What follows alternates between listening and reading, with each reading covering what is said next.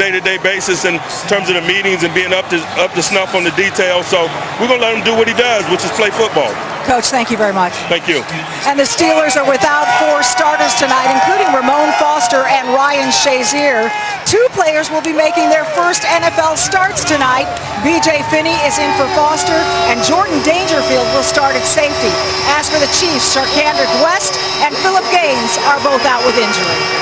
All right, thank you, Michelle. There's Andy Reid, 14 years at Philadelphia now in his 4th season with Kansas City, guided them into the playoffs last year. So Andy has now coached for 18 consecutive seasons. Take a look at the weather. It has been raining a little bit off and on through the day. They say showers till about 9 o'clock, so that's less than a half hour away. 64 degrees at Heinz Field, and now it's really starting to come down as Chris Boswell gets set to kick off. Pittsburgh won the toss, and they have deferred. Niall Davis, one of the 2 guys back, and Tyreek Hill are the 2 guys back at the goal line, either capable of taking it all the way. And here we go with the kick into the end zone, and this is Niall Davis. He fakes the handoff, and Davis will take the ball out to the 23-yard line. And that's where the Chiefs will take over as we meet their offense. Alex Smith, University of Utah. Spencer Ware, LSU. Anthony Sherman, UConn. Jeremy Macklin, Mizzou. Chris Conley, Georgia. Travis Kelsey, Cleveland Heights, Ohio. Eric Fisher, Central Michigan. Zach Fulton, Tennessee. Mitch Morse, Missouri. Laurent Duvernay-Tardif, McGill University. Mitchell Schwartz, Cal. Mitchell Schwartz coming over from Cleveland to help solidify the offensive line. They start from the shotgun. The running back is Spencer Ware. They flare him out, and then Smith goes over the middle, and wide open is Jeremy Macklin, who takes it out to the 37, their top wide out. Mike Mitchell makes the tackle, gain of 15 and a first down. They come right over across the field here, and one of the things that you're going to see out of Kansas City throughout the course of the night, they're not an offense that wants to hold the football. When Alex Smith is at his best, he's getting that ball out of his hand very quickly and moving it down the field. Bunch of receivers to the right side. Reposition Ware in the backfield. He's a good receiver as well. And the pass is caught by Chris Conley. So they start with back-to-back first downs, and they have the ball at the Pittsburgh 46-yard line. Mitchell makes that tackle. So a gain of 15 to Macklin and now 17 to Conley. Yeah, and William Gay was on the outside, and they faked this quick screen and threw the slant right behind Gay. Gay's going to jump up there and play the guy that was on the quick screen, and then it was nothing but Chris Conley in behind him. So now for the first time in almost a year, Jamal Charles comes into the game. Tore up his knee in October last year in a game against Chicago. Hasn't played since. Inactive the first 3 games this season. They flare him out, and they get it to him, or try to get it to him anyway, and it goes through his hands. It's incomplete. 2nd down and 10. But good to see Jamal Charles back in action. One of the very, very best is Alex Smith. In his 4th season now with Kansas City, came over, of course, after he had lost the job to Colin Kaepernick in San Francisco. And he fits Andy Reid's offense perfectly. Yep. 2nd and 10 now from the 46-yard line. Against the grain, he's going to go down. Cameron Hayward to the outside to get the sack, and it's only the 2nd sack of the season for the Pittsburgh Steelers. Try and sprint him out, but just cannot cut him off. Zach Fulton, one of 5 different guards the Kansas City Chiefs have played in this young season, and that time it was Hayward just too athletic. Hayward probably the best defensive player on the Pittsburgh Steelers. 10th sack allowed by Kansas City this season. So it's 3rd down and 15. They're back in their own territory at the 49-yard line.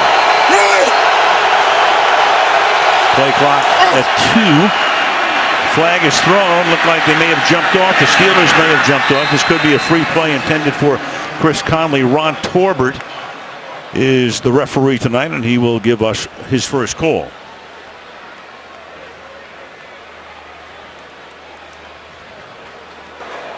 Offside. Defense, number 97. 5-yard penalty. Replay third down. That was Hayward.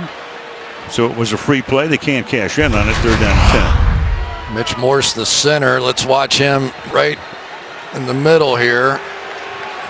Did not have the quick, jerky kind of movement, so absolutely legal and got a free play. The Chiefs not one to take many chances when it's 3rd and that long, but now that it's narrowed to 3rd and 10, be a little more aggressive. See, they're 3rd and short. They're very good. 3rd and 4 or more, not very good. Smith rolling and throwing and just has to throw it away. So the Steelers, who came into the game with just that 1 sack in 3 games, put enough heat on Smith after he starts the game with a pair of back-to-back first downs, and then comes the punting group. Sort of interesting. They did pretty well when they were in the pocket, and as they rolled left and rolled right, had issues. And speaking of issues, this guy's an issue. He's an issue for any return unit to defend. Dustin Colquitt, whose father Craig has 2 Super Bowl rings as the Steeler punter back in the late 70s and early 80s. He gets this one away. And Brown will let it bounce at the 15-yard line. And it takes a nice Kansas City hop. And they down it at the 6. And that's where Ben and company will go to work in Pittsburgh. Sunday Night Football being brought to you by Verizon. Welcome to Verizon LTE Advanced, the next gen network. By Toyota, let's go places. By Corona Extra, inviting you to find your beach. And by Microsoft Surface, the official tablet of the NFL. City of Pittsburgh celebrating its bicentennial this year. You can see how the city got started 200 years ago at the Fort Pitt Museum. Back to Heinz Field, Le'Veon Bell. After the 3-game suspension is in the backfield, they fake it to him, and Ben Roethlisberger is going to go way downfield on the first play. It's hauled in by Sammy Coates. And Sammy Coates was down as he went down. Marcus Peters, who has 4 interceptions this season, they go right to work on him, and that's good for 48 yards. Marcus Peters, the defensive rookie of the year, because he got 8 interceptions, also gave up 8 touchdowns last year, and I wondered whether or not the Pittsburgh Steelers would go after him. Didn't take long, did it? He is a guy that has given up some big plays, and that guy right there, Sammy Coates now, that is his, if that one was over 40 yards, that is his 5th play over 40 yards already this year. Just what they need, another big play guy. D'Angelo Williams and Bell are both in the game right now, and the pass is incomplete, intended for Brown. And let's take a look at the Steelers starters. Ben Roethlisberger, Miami Redhawks. Le'Veon Bell, Michigan State. Antonio Brown, Central Michigan. Marcus Wheaton, Chandler High School. Jesse James, Penn State. David Johnson, Arkansas State. Alejandro Villanueva, United States Military Academy. BJ Finney, Kansas State. Marquise Pouncey, Lakeland Senior High. David DeCastro, Stanford. Marcus Gilbert, Florida. And right now that line with this set here, Le'Veon Bell splits wide to the right. Ben with the empty backfield. Stays in the pocket, fires, caught, 40-yard line. That is Le'Veon Bell. Not only a great runner, but a terrific receiver as well. Stopped there by Johnson. It'll be 3rd down and about 2. This is going to be so much fun to watch tonight. Le'Veon Bell, one of the absolute best runners and one of the best route runners in all of football as far as a running back is concerned, going against Derek Johnson, one of the best cover guys. That one-on-one matchup right there may well decide the game as we go along. So 3rd down and 2 now at the 40-yard line. And Bell's flanked out again at the bottom. Kansas City looked like they came across, and they did. They have a free play here, and they can't cash in. Intended for Brown. It's doubled there. Peters and some safety help over the top. But the offside, which we anticipate, is going to give them a 1st down.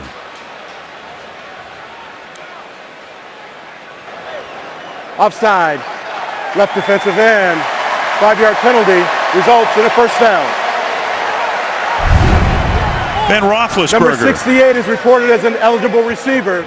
Number 68 is eligible. 39 straight home games with a TD pass, so that's the equivalent of almost 5 seasons worth. Tied for the longest streak in NFL history. So Ben, of course, has rewritten the Steeler record book, and that wasn't an easy thing to do because Terry Bradshaw was here for a lot of years. But Ben, now in his 13th season, has won 2 Super Bowls and been to another. From the 35-yard line, D'Angelo Williams, who has done such a stellar job in place of Bell. A flag is down. Bell last year was suspended and got hurt, and D'Angelo Williams came over from Carolina, did a great Offense, job. number 66, 10-yard penalty, replay, first down. And it's David DeCastro's been having his problems of late. David DeCastro right in here probably played the worst game I've ever seen David DeCastro play against Philadelphia. Had all kinds of problems in that one against Fletcher Cox, and not a hot start here so far. Out of Stanford, he was their #1 pick back in 2012. Back to the 46-yard line. 1st and 20. Blue 20! Blue 20! On the ground. Williams goes nowhere. And let's take a look at the Chiefs' defense. Jay Howard, Florida. Dontari Poe, Memphis. Allen Bailey, University of Miami. D. Ford, Auburn University. Derek Johnson, Texas. Justin Marshall Lillard, Akron. Tamba Ali, Penn State. Marcus Peters, West Oakland, California. Eric Berry, Tennessee. Ron Parker, Buford High School. Steve Nelson, Oregon State University. Got to find Poe's hairstylist. Bob Sutton is the defensive coordinator. Came over when Andy Reid took the job back in 2013. And this defense, Chris talked about at the top, has played extremely well. 2nd and 20. Roethlisberger throws, and that is dropped. That is Bell over the middle. He's surrounded but couldn't hold on. And the Steelers are now faced with a 3rd and 20. Well, Le'Veon Bell, there was some question. Could he be out as long as he was and missed the first 3 starts? And is he in shape? You tell me, Al. Does he look like he's in shape? I think so. Kind of looks like you a little bit. But Le'Veon Bell coming back into the mix. And now what do you do? Because D'Angelo Williams, all he has done is just done a tremendous job as a starting running back. But now they can use Le'Veon Bell in so many different ways. We've already seen him flanked all over the field. 3rd and 20. Roethlisberger stepping up and trying to get away and can't, and gets taken down at the 50-yard line. So after they start with that 47-yard pass to Sammy Coates, they bog down, and it's 4th down at midfield. Now, Tamba Ali, who is their best pass rusher and probably has been for a while, along with Justin Houston, is going to force Roethlisberger to step up into the pocket, and I believe that was Dontari Poe that ended up getting him. Maybe it was D. Ford at the end.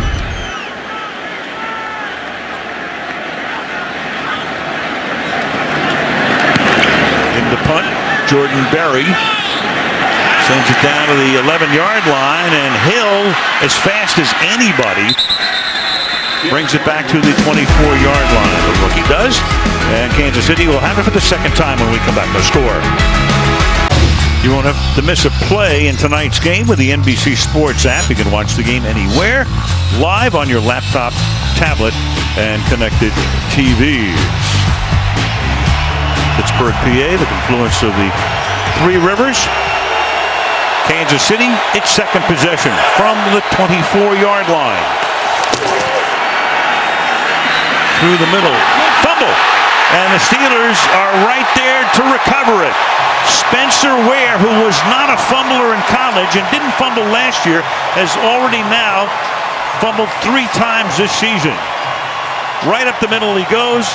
And it's Jordan Dangerfield making his first ever start who recovers it. All right, looks like Stephon Tuitt right at the end is going to strip that thing out for Spencer Ware, who admitted to us the other night he is still learning the running back position, learns something new all the time. A former quarterback in high school. 2 fumbles in 2 games, maybe not an issue. 3 fumbles in 3 games, we've got an issue. Yeah, for sure. And as we say, in college, didn't fumble last year as he became their primary back after Charles got hurt. And he gives Pittsburgh the ball at the 32-yard line. Roethlisberger rolling, and then a little dump shovel pass at the 30-yard line. Le'Veon Bell Stop there by D. Ford after a gain of 2 yards. It'll be 2nd down and 8. And just to supplement what we were talking about, LSU for 3 years with the Tigers, 295 carries, no fumbles. With Seattle briefly in 2013, then with KC last year, zip. And now one in each of the last 3 games. Yeah, and for Andy Reid, who you saw come over and pat him on the head a little bit, not a lot of choice out here. Jamal Charles certainly is not ready to be the featured back tonight. Little trickery here. Sammy Coates trying to get around the corner. And the Kansas City defense equal to the task as Frank Zombo is able to secure him. It'll be 3rd down and 8. You know, Frank Zombo, you think of Tamba Ali playing that position, but it's been Zombo who's played linebacker more than anybody but Derek Johnson on this defense. He smelled that one out early and didn't let the speed of Sammy Coates get him. Was Kansas City minus Justin Houston, one of the finest linebackers in the league, hurt last year and still uncertain as to when he can come back and be active. 3rd down and 9. 3 receivers all set to the right. Ben looks straight over the middle. Ben going for the end zone and wide open. Darius Hayward-Bay for the touchdown.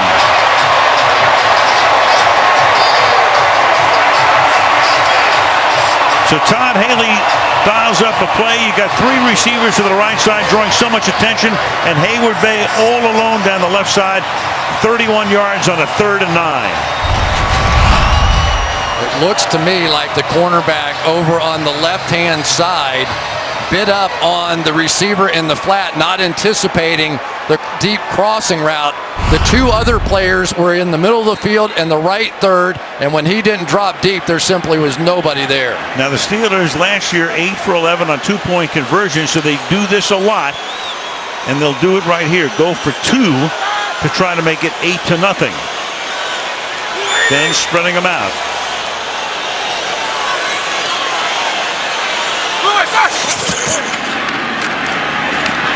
Good protection.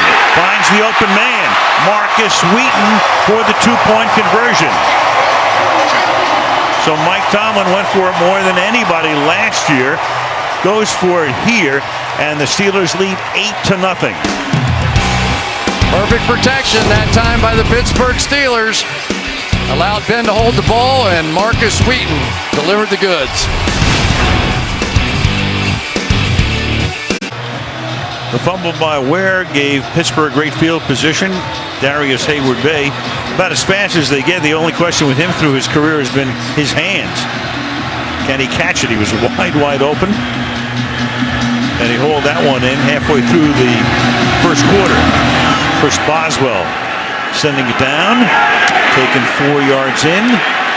Davis coming out with it. And now Davis gets flattened at the 12-yard line by Steven Johnson, and we go back to the Steeler touchdown. You're going to see deep third, which means DJ White should have gone there, but instead he fell in love with this route and did not see that route. That's why you get that wide open. And for Todd Haley, I asked him about Darius Hayward-Bay. He said, I got to admit, I hold my breath a little bit every time he catches the ball. Maybe a little bobble on this one, but this one will mean a lot. Perfectly done for Hayward-Bay. Remember years ago he was the #1 draft choice of the Oakland Raiders. So Ware is back in the game, even though Charles is active. Give it to him again. And this time he secures it, but he gains only 2 as we take a look at the Pittsburgh D. Cam Hayward, The Ohio State. Javon Hargrave, South Carolina State. Stephon Todd, Notre Dame. Arthur Moats, James Madison, Vince Williams, FSU. Lawrence Timmons, Florida State. Jarvis Jones, Georgia. William Gay, Louisville. Jordan Dangerfield, Towson. Mike Mitchell, Ohio University. Ross Cockrell, Duke University. Keith Butler, the defensive coordinator, took over for the legendary Dick LeBeau last season. Now Jamal Charles will carry it up to the 20-yard line. So Charles through the years has just been terrific. I mean, his career average per carry is 5.5, which is sensational. Week 5 last year, torn ACL against Chicago. So he's been rehabbing since. It's almost exactly a year. And Andy Reid says he's going to spot him tonight. Play him maybe a dozen plays or a little bit more. Yeah, he did the left ACL in 2011, the right ACL in 2015. Just happy to see him back out on the field again. 3rd and 2 from the 20. To the outside, and that will be enough for a first down. The catch is made there by Tyreek Hill, and we go to Michelle. Well, as you said, this is the first time Jamal Charles has played a game since week 5 of last year when he tore his ACL making a cut against the Bears.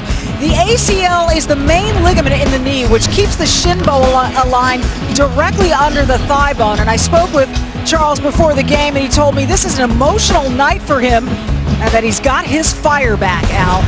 And we'll take a look at and see how he fares tonight, Michelle. As we say, it'll be a fairly limited role. At least that was Reed talking about it last night. Let's get Michelle a lab coat, I think. I'm telling you. She's getting good at that. A degree.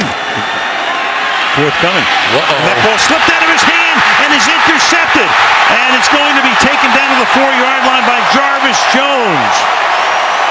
So Smith delivering, he rarely turns the ball over, but the ball began to slip out of his hand, and an easy pick and a 1st and goal for Pittsburgh.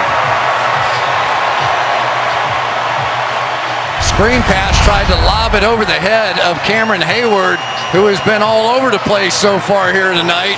Tips it in the air, and very lucky that wasn't another 6 points on the board.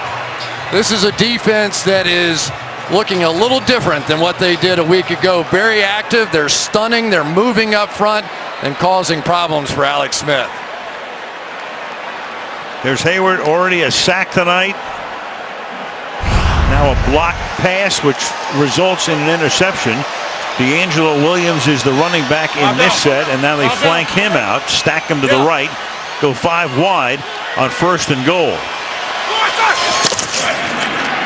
Roethlisberger, good protection, fires, caught, Antonio Brown into the end zone.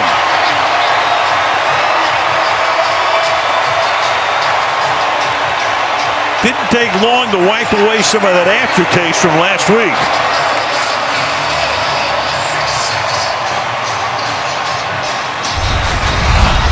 Nothing fancy, just how fast can you get across the field right here? And nobody can do it faster than he does, going against the safety, Ron Parker, that's really not a fair matchup. They're so good. They run so many 2-point plays down there. When they get inside the 5-yard line, they have a full menu to choose from. Now they go conventional, the extra point. Chris Boswell did a nice job last year. You got a whistle before the snap.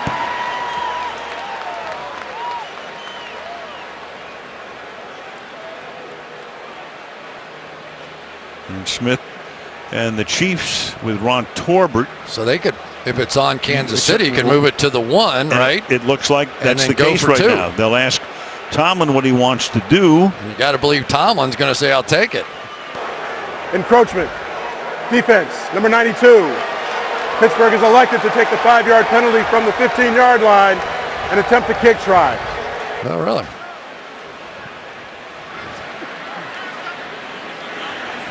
Okay. Yeah, that's the rule on the, if you line up for the extra point, so now it becomes a 28-yard attempt instead of 33.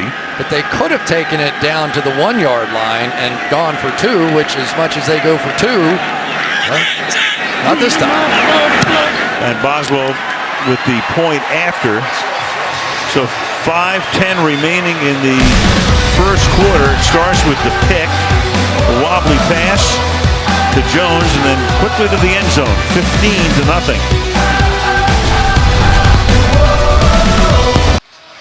From the creators of Supernatural and The Shield, one team must defend the past to save the future. The name of the show is Timeless.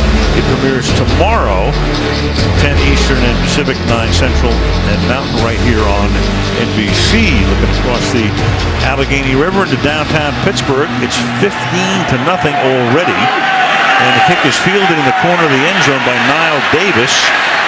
And Davis trying to get around on the outside, backing up, great coverage, and that's Hayward Bay, who's already spin into the end zone with a touchdown tonight, making a great special teams play, and that's going to pin the Kansas City Chiefs back at about their own 2. Great job by Danny Smith and his crew. When you are pinned that far in the corner, there is nowhere to go. You now have 11 Pittsburgh Steelers coming after you, and you're Nile Davis. You can't try and turn sideways. This thing has been a disastrous start so far for the Kansas City Chiefs. So 5:03 to go in the quarter. Chiefs are backed up at their own 2-yard line. Spencer Ware is the running back.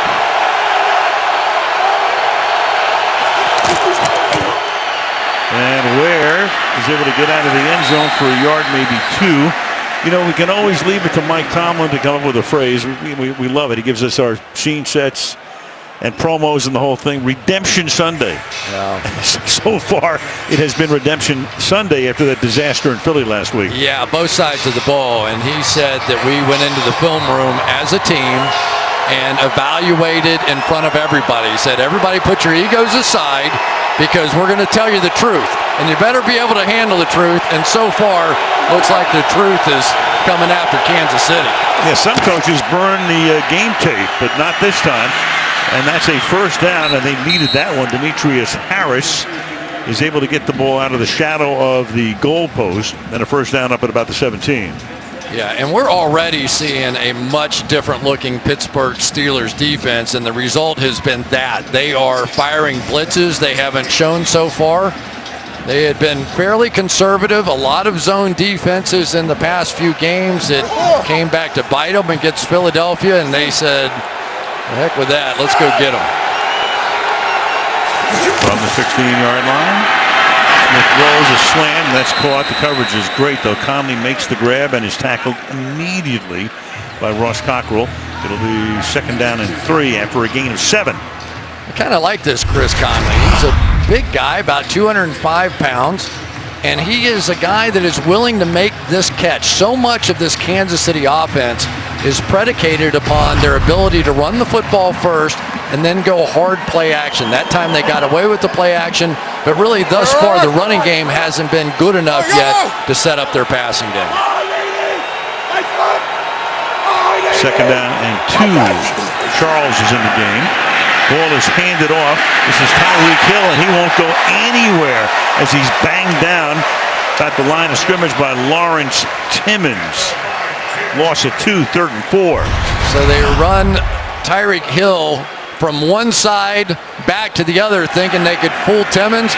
Timmons been around a long time, leading tackler on this defense for about the last 3 years. But this Tyreek Hill, I talked to 2 or 3 people, Dow, down on the field. You did as well. They said, I think number 10 is the fastest player in football right now. Dave Tobe has been a special teams coach for a lot of years. Chicago, now here. He's the fastest guy he's ever seen. And he had Devin Hester when he came into the league. 3rd and 4.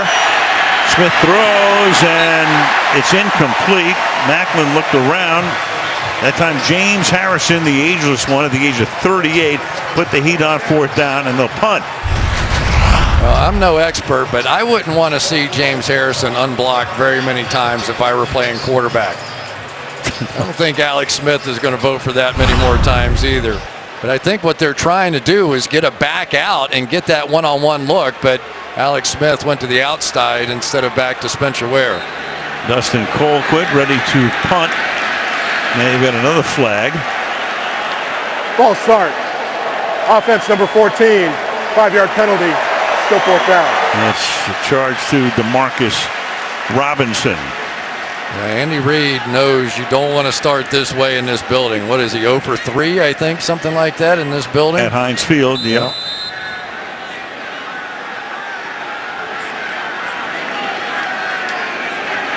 Antonio Brown. And this is a terrible kick. Oof. Well, it's a quarter to forget for the Kansas City Chiefs. Turnovers, penalties, horrible kick here. 2:07 left in the quarter.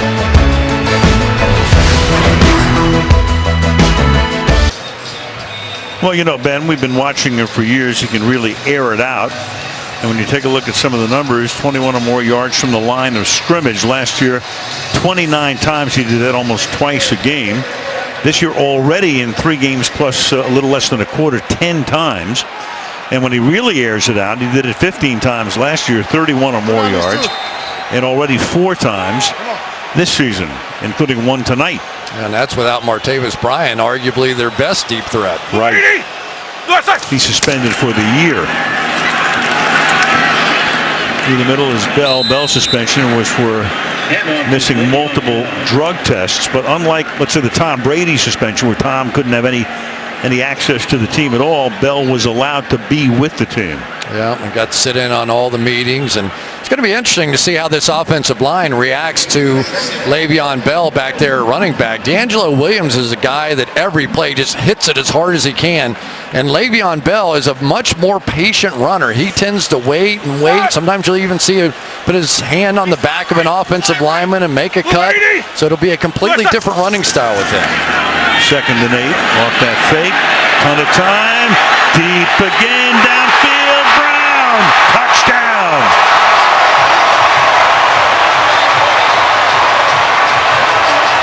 A late flag probably for the celebration at the end, but the touchdown's going to count. 38 yards. So Brown gets into the end zone for the 2nd time. That's Colquitt. That short punt of 23 yards sets it up. All right, here's your safety way back here, and he's going to go the opposite way with his crossing route. And I don't care who it is. You can put Deion Sanders out there one-on-one. Antonio Brown. Touchdown after the play was over. Unsportsmanlike conduct by the offense. Number 84. That 15-yard penalty will be assessed on the kickoff. If Antonio Brown is left one-on-one with anyone and that dance got him 15 yards worth, they're going to throw it. And his twerking a couple of games ago cost him $9,000. He'll be a little lighter in the pocket. But right now, Pittsburgh has a 3-touchdown lead, and we're not to the end of the first quarter yet. I think Philadelphia got him fired up. I think so. Boswell's extra point is good, and it is 22-0.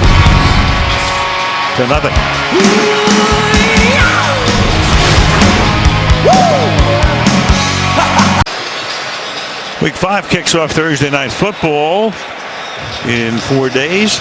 It's Arizona against San Francisco, and Cardinals off to a struggling start, losing to the 3-1 Los Angeles Rams today.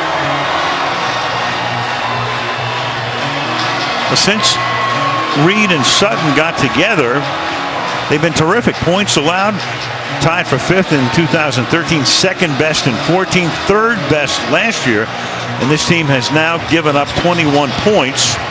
Of course, they haven't been helped by the offensive special teams. Great field position for Pittsburgh on their last 2 scores. Yeah, it's a man-to-man coverage team, missing one of their corners, Phillip Gaines, but they have been no match for the Steelers receivers so far. So the penalty means the kickoff is from the 20, now fielded at the 8. Tyreek Hill. And the rookie is able to spin away from the tackle and slips down on the moist turf. Light rain off and on today at the 28-yard line. 22 in the first quarter. I mean, in the history of this team, and you know it goes all the way back, one of the fabled franchises, most ever in the first quarter in the history of the Pittsburgh Steelers. Yeah, I think the Steelers receivers look at this man coverage as an insult. There's Dan Rooney, patriarch of this team, just below him, son Art II. Pretty happy about the way things are going tonight. Kevin Colbert all the way to the right, the GM. Of course, this team has been owned by one family. They've had 2 coaches, Cowher and Tomlin, over the last quarter century, and 2 general managers over that period of time. That is stability. Smith has to shove it to the outside and incomplete. Intended there for Spencer Ware. It'll be 2nd down and 10. Well, Alex Smith, I think, turned around and said, how about if 2 of you guys take a shot? blocking James Harrison. They're going to put the tight end, they're going to put the left tackle, and he still gets the pressure on Alex Smith. James, I don't care what anybody says. I know he's 37, 38 years old, but here's a guy that is still the best pass rusher on this football team off the edge. If they're outside linebackers, he still does the best job of it. Oldest defensive player in the league. Remember, he retired about 3 years ago, went to Cincinnati for a season, and then came back where he belongs. 2nd and 10. Smith, who can run, but no place to go here. A couple of yards maybe, forced out by Lawrence Timmons, and that's going to make it 3rd down.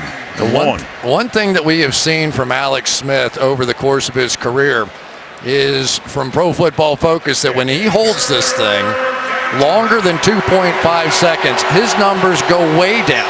Completion percentage from 73% to 55%, and over 2.6 seconds you can see exactly what happens on the outside. So for Alex Smith, for this to work, he has to get the ball out of his hands because the Steelers are coming to get him tonight.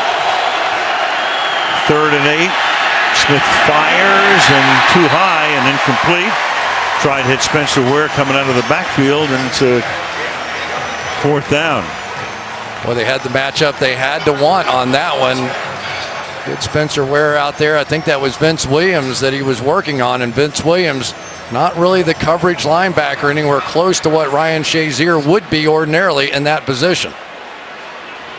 Now Colquitt already punting for the 3rd time tonight. His last punt was 23 yards. Of course, as he looks downfield, he sees number 84. It's a scary enough sight, Antonio Brown. And Brown's going to have a chance to run this back from the 13.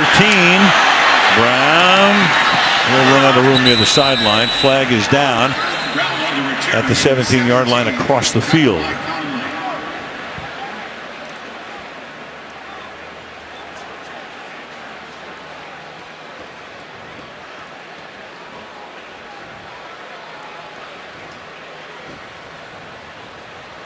So Ben will start from deep in his own territory. I think this one's going to come back during even the return, farther. Illegal block in the back by the return team, number 25. Half the distance to the goal from the spot of the foul. Pittsburgh's ball, 1st down. It's their number 1 draft choice, Artie Burns, commits a special teams penalty. But they have not done much wrong tonight, those Pittsburgh Steelers. Heinz Field, open in the 0-1 season, and since then the Steelers have been to 3 Super Bowls, winning 2 of them. 5-9, yeah. Ben's last 3 passes have all gone for touchdowns. 1 to Hayward Bay, and then 2 to Antonio Brown. And Kansas City stays in their man coverage look, so if Ben wants to go deep again, he can. This time he goes short.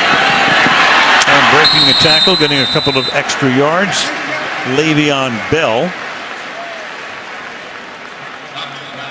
Gain of about 5 yards, 2nd and 5. And that's going to probably take us to the end of a first quarter dominated by the Pittsburgh Steelers, coming off that disaster last week in Philly, but tonight they lead 22-0. Sunday Night Football continues after these messages. We got a battle tonight. A winner take all, ain't nothing like Sunday Night Football. Tonight's aerial coverage being brought to you by Geico as you look upon downtown Pittsburgh, PA. I'm Michael's Chris Collins with the shelter for you. Sunday night, and not far from downtown. Just come across the bridge and through a couple of parking lots, and you'll be at Heinz Field. 2nd down and 5 from the Pittsburgh 13-yard line as we start the 2nd stanza. They pick up the blitz downfield and incomplete. Turning around with Sammy Coates, who caught that long bomb earlier. Marcus Peters covering 3rd down and 5. Well, I think I know what the game plan is. They're going after number 22, Marcus Peters here. They feel like that their speed can get by him, and they've been doing it pretty much all night, but that was well played that time. He forced Sammy Coates right into the boundary and then made the play on the ball. So, but what it does do to you as a cornerback is it backs you up and sets up some routes underneath. Where he's really most dangerous is when they try and throw that 10 to 20 yard range. He looks through the receiver to the quarterback and makes some great plays on the ball. 3rd and 5. Then to the other side, and it's Brown stopping, going to the outside. Then put it in there perfectly, and that's the first down as they convert a 3rd down for 18 yards. And back after the rookie again, DJ White on the outside here. Just going to run up and do a stop route on the outside against this young man, and probably got a little push off, which he was lobbying for, but most rookies aren't going to win that battle. Yeah, so the Chiefs bench saying he pushed him. But Brown he'll get away with a few things in his 7th year in the league. A fantasy football darling. I mean, if you have him, you're in pretty good shape. 4-yard gain here for Le'Veon Bell, setting up a 2nd down and 6. Here's a good example of Le'Veon Bell and the patience that he shows. He goes up there, and you'll see him kind of dance around and then dart back through the hole, allowing those offensive linemen a chance to work those double team blocks and then get up to the next level. Can be so frustrating playing linebacker on the other side of him because you really don't know which way he's going to go, and you've got to wait until he moves, and he's willing to wait longer usually than you're willing to wait. This time they spread him to the right side. Roethlisberger goes empty again, feeling the pressure, and Ben's going to get wrapped up and sacked back at the 26-yard line. And the crowd says, "Wait a minute!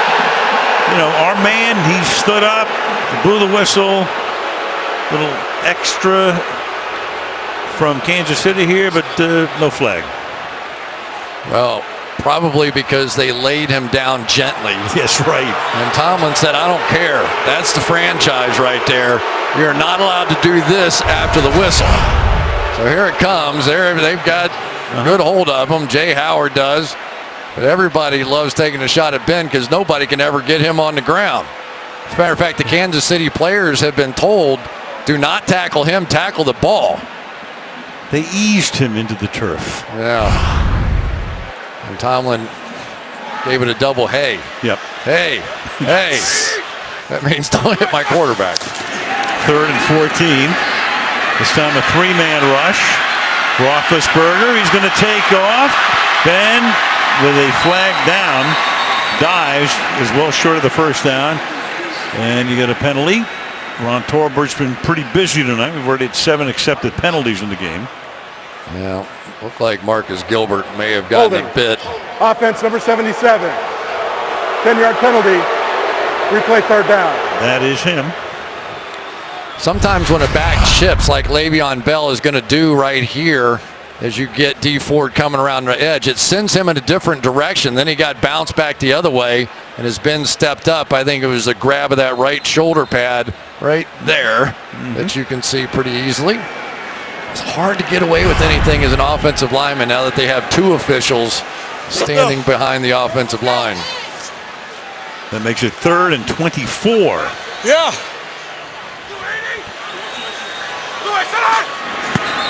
Whoop. And we got action again up front. David DeCastro this time. False start. Offense number 66. 5-yard penalty. 3rd down. Yeah, his struggles continue, making it 3rd down and 29 now. Yeah, we thought we were going to be keeping our eye on B.J. Finney, the guy replacing Ramon Foster at the left guard position, but so far he's done pretty well.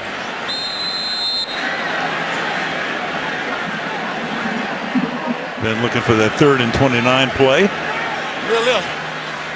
They might just settle for a little chunk underneath.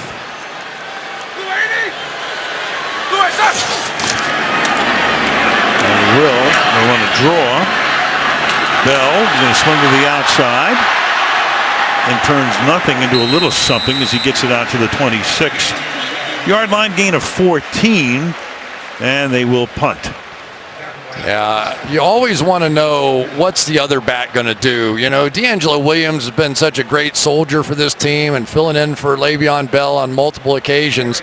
And that time he was put in the game and was basically a lead blocker. Everybody talked about the unselfishness of D'Angelo Williams and how happy he was that Le'Veon Bell was back. Jordan Berry to send it down to Hill. And Hill will collect it at the 23 and then stay in bounds. Look out. That's across the field. Picks up some blocking. And with his 4.25 speed, there's a flag down. There's another one. So you've got 2 flags, and chances are that will go for naught. But he shows you what he can do. This guy is so fast. I mean, he makes the catch almost at the sideline and then is able to stay in bounds. And then another flag comes in at the end here. Well, the one I saw was Demetrius Harris, number 84. He already has a kickoff return for a touchdown called back. Now he's got a matching punt return to go with it. And believe me, these blocks were not going to make the difference.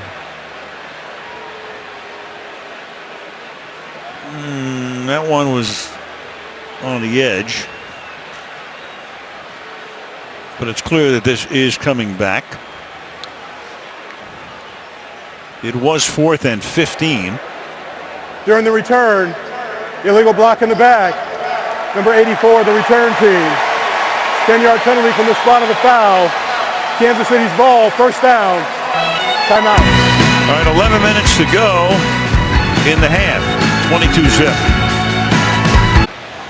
Alex Smith, the overall #1 pick in the draft back in 2005. QBs selected first overall with 50 or more starts for 2 teams. Jim Plunkett, the Patriots and the Raiders. Vinny Testaverde with the Buccaneers and the Jets. And, of course, Peyton Manning with the Colts and the Broncos, winning the Super Bowl with each.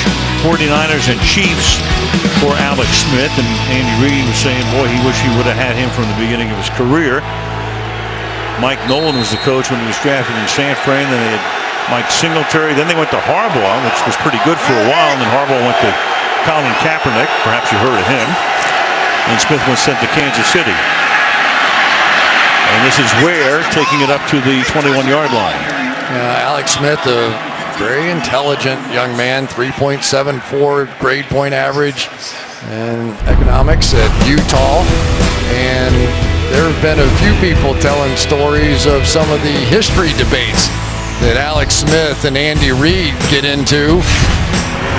Alex saying that Andy has a lot of useless knowledge that he likes to throw around, and I take him on occasionally. We all do. 2nd and 7 to the outside.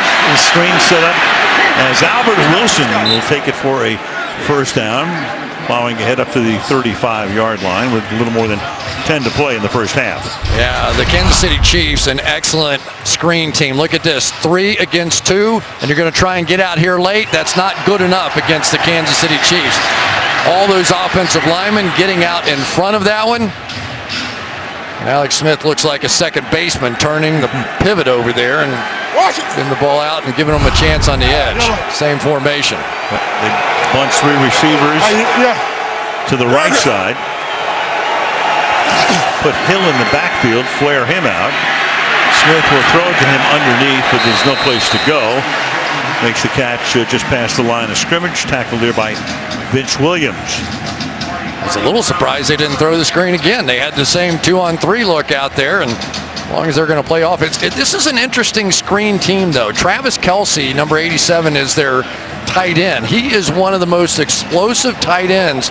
So many of his yards come after the catch. 108 of his 197 yards coming in after the catch, and they really need to get him going here. They haven't thrown his way tonight.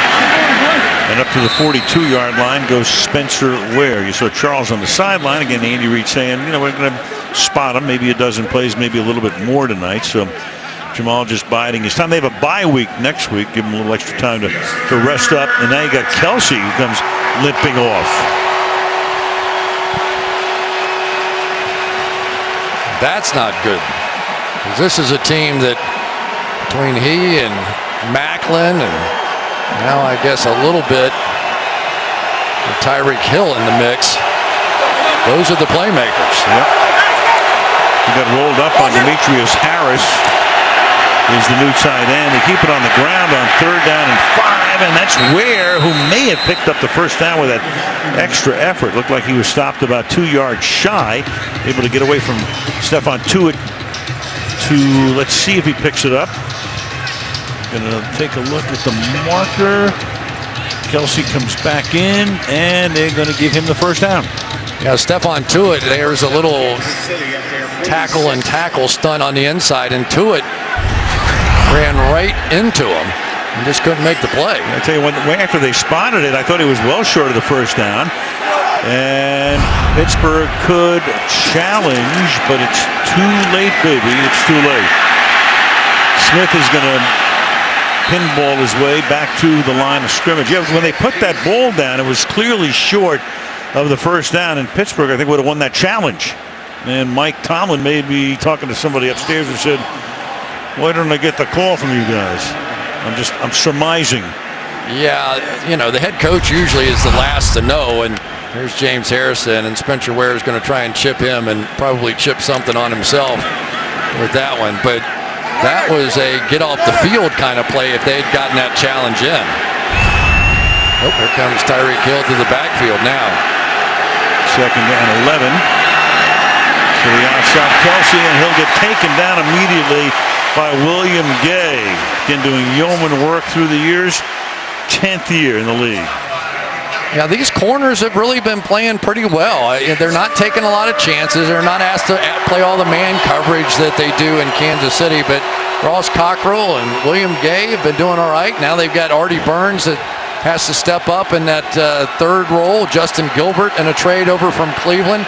But the one tonight to keep an eye on is Jordan Dangerfield, who had never played in a game on this defense, starting at the safety position, and they haven't been able to take advantage of that. Steelers going to take a timeout before a third down and 12. Big night already for Mr. Brown. What else is new? 3 catches, 60 yards, and 2 forays into the end zone. Now, this is not how the Kansas City Chiefs win football games. Now, they did come back on opening day against San Diego and make a bit of a move, but that's not the Pittsburgh Steelers, and that's not the Pittsburgh Steelers in this building. But really, it's not even close. This is the best we've seen the Steelers defense so far this year, too.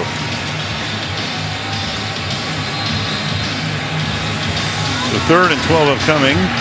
Neither team really doing much on the ground, and Pittsburgh doing all the damage through the air. And those 2 very costly turnovers for the Kansas City Chiefs, and 1 terrible punt leading to a 22-0 lead.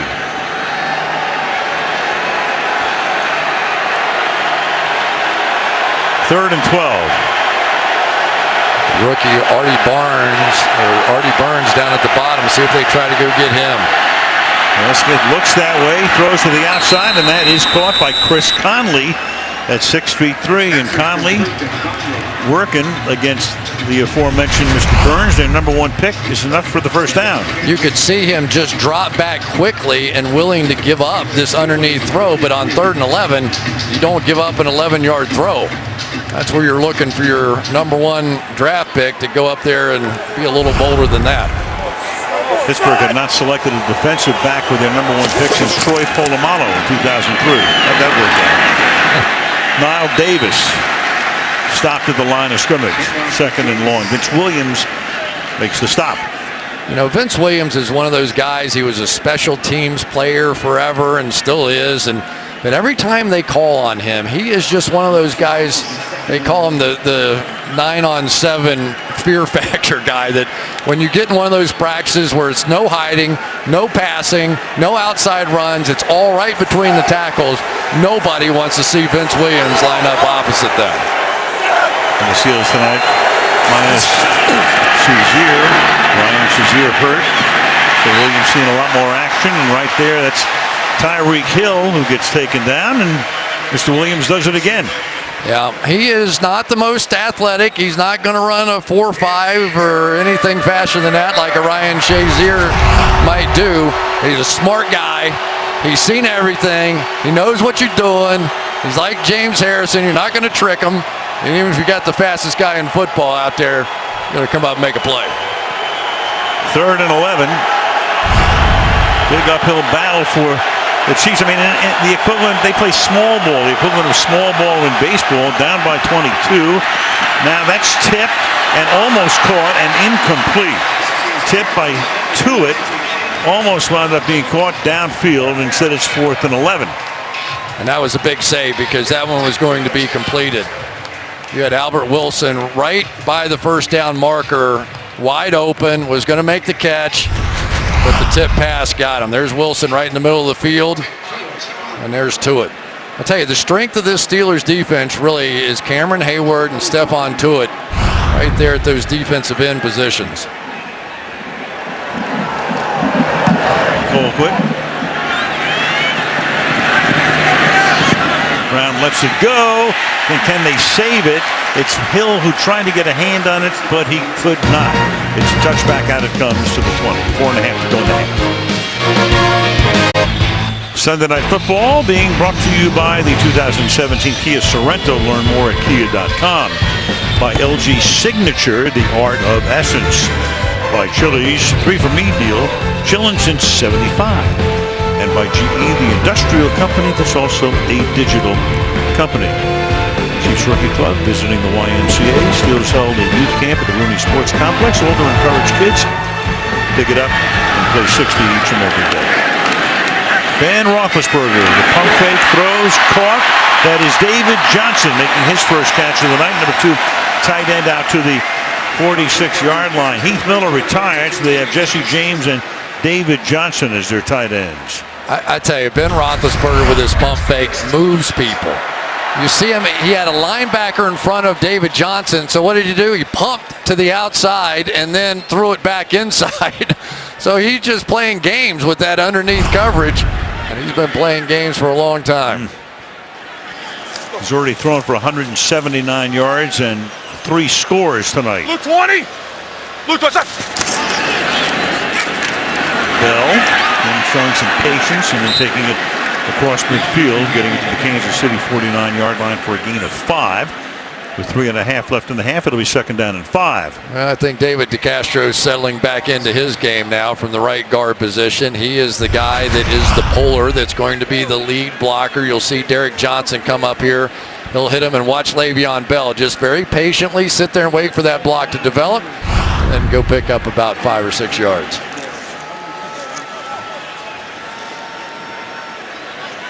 Now Williams comes in as the running back on 2nd and 5. And D'Angelo Williams, 33 years old, picks up about 4. Of course, he and Jonathan Stewart for so many years in Carolina, known as Double Trouble. And he probably has his career being extended now by virtue of the fact that he wasn't that heavy duty back down there. Yeah, I'll tell you the other thing, D'Angelo Williams, a year ago, he gave up 0 pressures on his quarterback. So he gets in there and does the blocking. He's given up a couple, and Todd Haley, the offensive coordinator, appreciates all his skills. And now they're able to slowly work Le'Veon Bell back in and out. But that's a heck of a 1-2 punch. There's the fake to Bell, and Ben will throw it underneath. And Brown, who makes every catch imaginable, picks that one up off the shoe tops. Le'Veon Bell. Here's Derek Johnson, and it's going to be Le'Veon Bell. It looks like Johnson's going to get there, and Bell's going to chop his legs out. And Ben's got just enough on that football to convert for the first down. And Bell doing everything in his return. 2-minute warning, 22-0 Steelers. So to halftime coming up, the Broncos going to Tampa, win, are 4-0. Carr and Crabtree lead the Raiders past the Ravens in a thriller in Baltimore. Bob will take a look at the Cardinal 49er game on Thursday night coming up at the half as you look at Kevin Green, went into the Hall of Fame this summer, and he'll be honored here at Heinz Field at halftime. As we've less than 2 minutes to play now, it's Le'Veon Bell picking up close to a first down. 2nd and 1. Boy, do the Kansas City Chiefs need to make a play, get something emotional going as one of the Steelers now down on the field. Marcus Gilbert is the injured Pittsburgher. Marcus Gilbert now on the table as they check him out. That means Ryan Harris will come in at right tackle. Here's what happened to Gilbert. You'll see that ankle right down there get caught up in the pile, and Gilbert is one of the top 15 pass blocking tackles in football, so that is a big loss. They do get Ryan Harris, who was a starting tackle for world champion Broncos a season ago. He's number 68 now on a 2nd and 1. That'll be a first down as Bell charges ahead to the 27-yard line. Clock running down, about a minute and a half to go in a thoroughly dominant Pittsburgh first half. And not only that, they're going to get the ball to start the second half.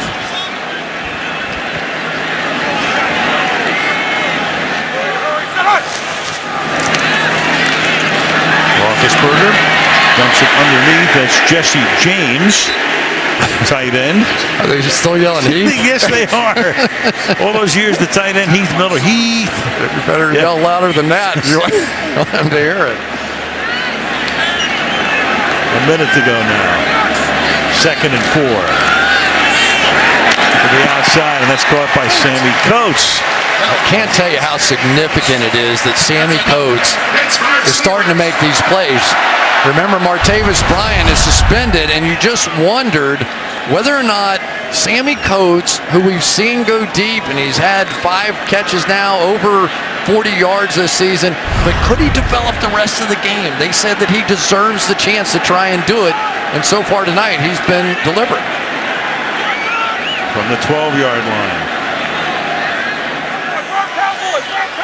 Yeah, right.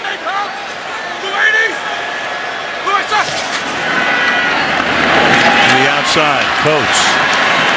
And look at spun out at about the 9-yard line by Marcus Peters. Stops the clock with 49 seconds. Now Pittsburgh Steelers pretty good at their screen game out there as well. Going to try and get big Jesse James, the tight end, out in front of that one. Kansas City and especially Andy Reid been doing so much with the screen game over all the years. He's so good at it with Philadelphia and carried it right here to Kansas City. But as of tonight, boy, nothing's working too well. There's Ben Roethlisberger, already 201 yards in the opening half. 2nd and 7. 3-man rush. Fade, and that is caught. Jesse James for the touchdown. Beat Sorensen. 4 touchdown passes for Roethlisberger. A lot of man coverage. There's Daniel Sorensen right there against Jesse James. Just going to get the outside position. Big guy. See Ben Roethlisberger try and freeze that safety so that nobody else can get in the mix. So that Ron Parker couldn't get there. And for Ben Roethlisberger, for Mike Tomlin, this is a little different look than we saw against the Philadelphia Eagles last week. Boswell for the extra point. Well, Ben knew he could go to the bank with Jesse James.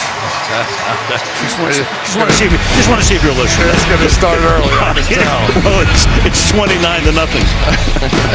It's really going to start early. How do you feel about the election? The chase is on NBC SN. NASCAR's best drivers are on to the round of 12 as the chase continues in Charlotte Saturday, 7 Eastern time, prime time on NBC. And there is a look at the standings right now. Top 12 continuing on. Pittsburgh on this Sunday night. All Steelers 29-0. And that will bound its way through the end zone. Well, it was called Redemption Sunday after what they did against the Eagles a week ago, and I'm a believer. Early on, we get the fumble that led to points, and then you get the tip pass, and then you get the wide open Darius Hayward-Bay, then you get Antonio Brown one-on-one, and you get the fist bump, and Pittsburgh is back to being Pittsburgh, and Ben is back to being Ben. 239 yards for the Steelers. And again, of all things for Kansas City, Pittsburgh gets the ball. And we begin the third quarter. Smith get anything going here. Brought up at the 33-yard line, and finally they're able to get the ball to Kelsey. And their top receiver, but tonight he's only caught 2 for 7 yards. And that is incomplete over the middle. 3rd down and 2 intended for Albert Wilson. It was interesting because they had signal callers out for this Pittsburgh Steelers defense, and you wondered with Ryan Shazier and Robert Golden, their two primary signal callers, not in the game. Were we going to see mental mistakes? We're going to see, yeah, we see a goose egg. That's what we're seeing out here. Shazier, they had a race with Shazier, and he won it with all these speedy wide receivers on the team, and yeah, ran them all. You saw Tomlin looking at that clock. I mean, they didn't get the ball back here. But you can forget that right now as Jeremy Macklin makes the catch, and it's a first down to the 47, and now Kansas City will take a timeout with 15 seconds. 29-0 Steelers. Bunch of kids right there. They're enjoying NFL Play 60. You can learn how you can join the movement. NFL.com/play60.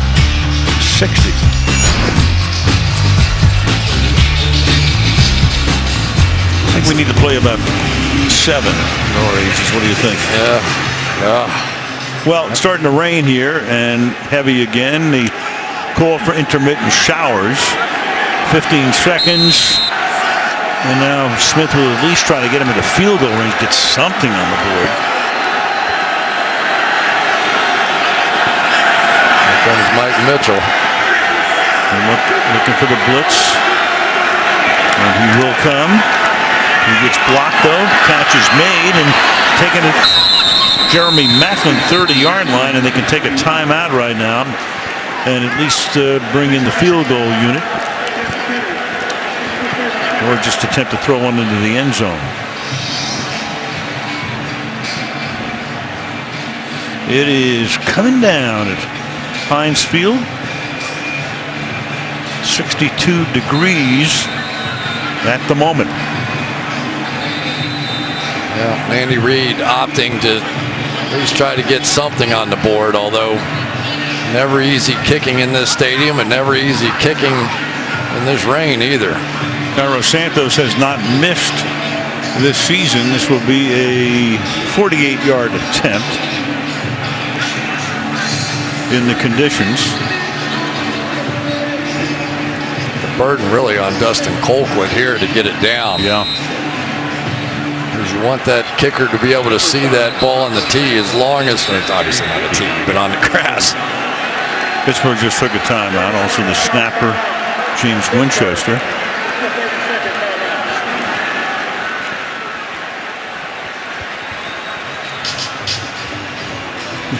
I think Tomlin's just trying to get the ball a little wetter. The Pulse, Bell, making his first appearance this season.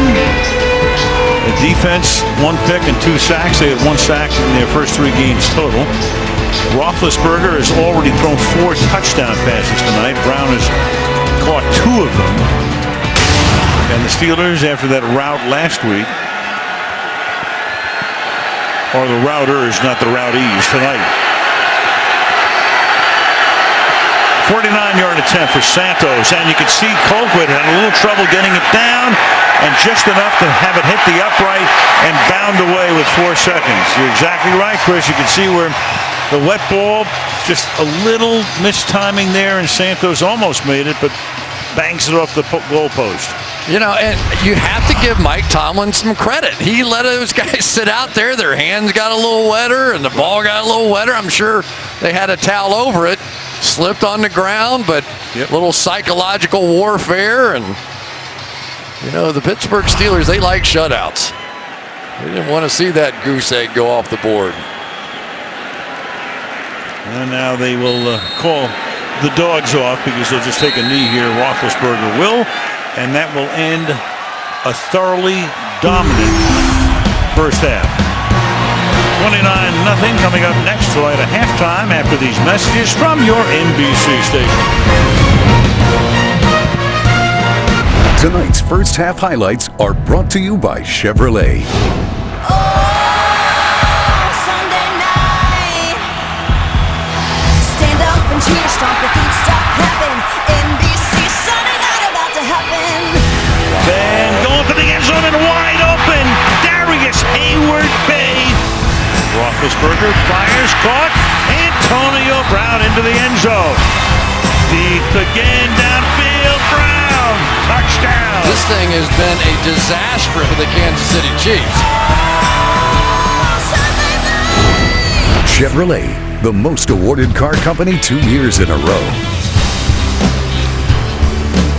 4 TD passes for Ben Roethlisberger tonight. Pittsburgh leading at the half 29-0. The crowd here watching at halftime as Kevin Green got his Hall of Fame ring.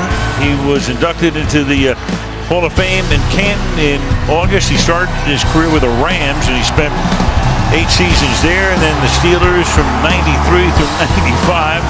Very demonstrative. Greg Lloyd was part of that group in the mid-90s as well. And the 5-time Pro Bowler Kevin Green, his family here tonight, having a big night despite the weather conditions, the rain coming down. Mr. Green going into the Hall of Fame. The buzz on this game, well, Alex Smith, for what it's worth, 131 yards, but the big story has been everything on the Pittsburgh side.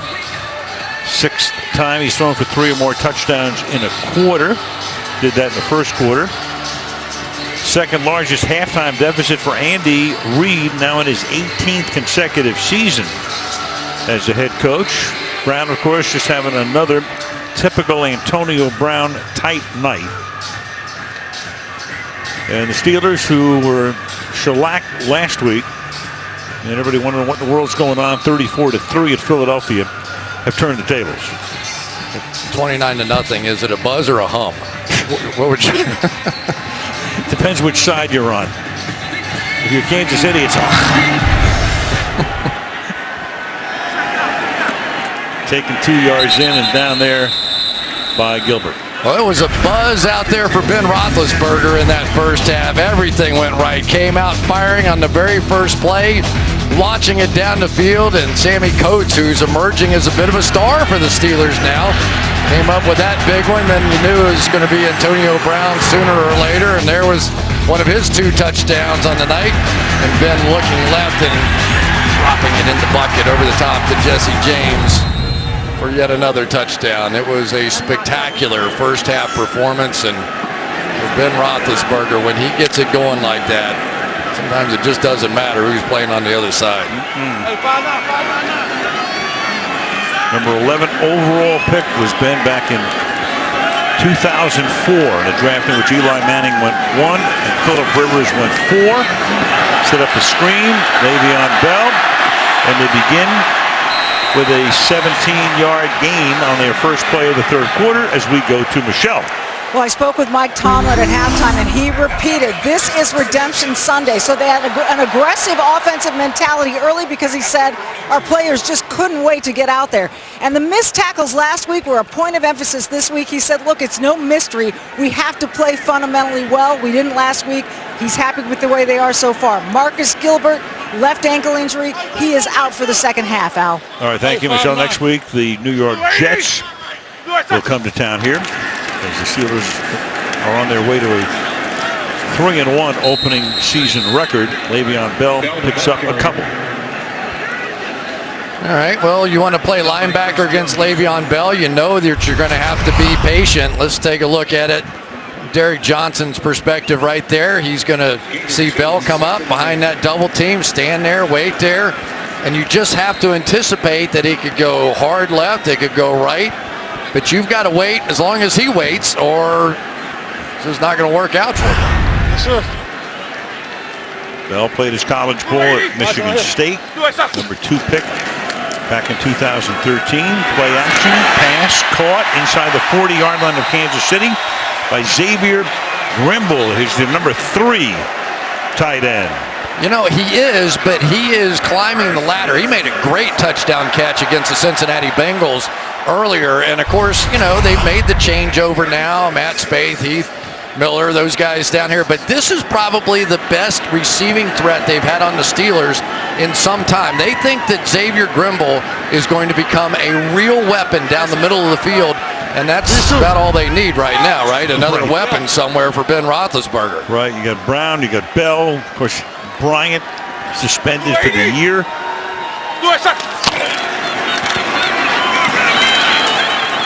the left side goes Le'Veon Bell. He takes the ball to the 32-yard line, gain of about 4. Second down.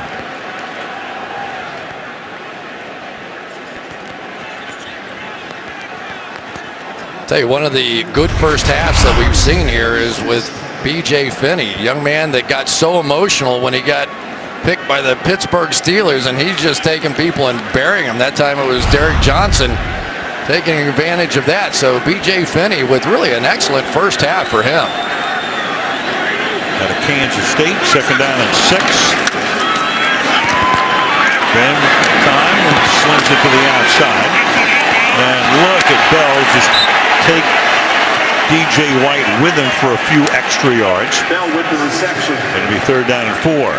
I was talking with Todd Haley, the offensive coordinator of the Pittsburgh Steelers, and he was saying he really believed that what happened against the Philadelphia Eagles was a blessing. He said, a good team, sometimes it's hard to get them to listen. They were listening. We got together as a football team. Coach Tomlin came in before the meeting and he said, guys, set those egos aside. We got a lot of coaching done. We've made a lot of corrections this week, and I think in the long run, last week is going to end up being a blessing for us. Todd Haley, the head coach of Kansas City for a little less than 3 years. 09 through 11. Roethlisberger deep downfield, turning around and making the catch for the touchdown is Marcus Wheaton. Going after the rookie again. DJ White getting taken to the cleaners. That was a complete lost ball, lost cornerback. Man coverage on the outside for DJ White. Turns around, looks for the ball, does a pirouette, and there's Wheaton in the end zone. And for Marcus Wheaton, it was a rough week. 3 drops, including a touchdown last week. Let's see, does he get the second foot down? Scoring play automatically reviewed. I think the first one was down before the... Looked good to me. Should be confirmed, and Chris Boswell comes in to attempt the extra point. What's the maximum quarterback rating you can have in a football game? 158. Will be reviewed. Yeah. We're going to test the high end. Well, Ron Torbert wants to take one more look at it, so he will go under the hood. All right, they're still looking at it. Ron Torbert checking it out. It's very close. Yeah, it's really going to be a question. This foot, I think, is still on the ground when the ball's there, but does he have control of the ball before that foot comes off the ground? And I'm going to say no. That little bobble, and then it looks like everything hits the line after that. So I do think that one foot was on the ground, but the bobble is probably going to cost him the catch. Or not. The ruling on the field stands as called. It's a touchdown. So for those of you who have Wheaton in your fantasy league, congrats. Could have been overturned. You're right. I agree with you. For those of you who had Ben, just retire. Right. Yeah, I think Andy Reid has a point. I thought you could see the bobble on the first one, but they don't want those bang-bang close plays. They want it to be obvious, and they're sort of holding by that this season. Flag down on the extra point.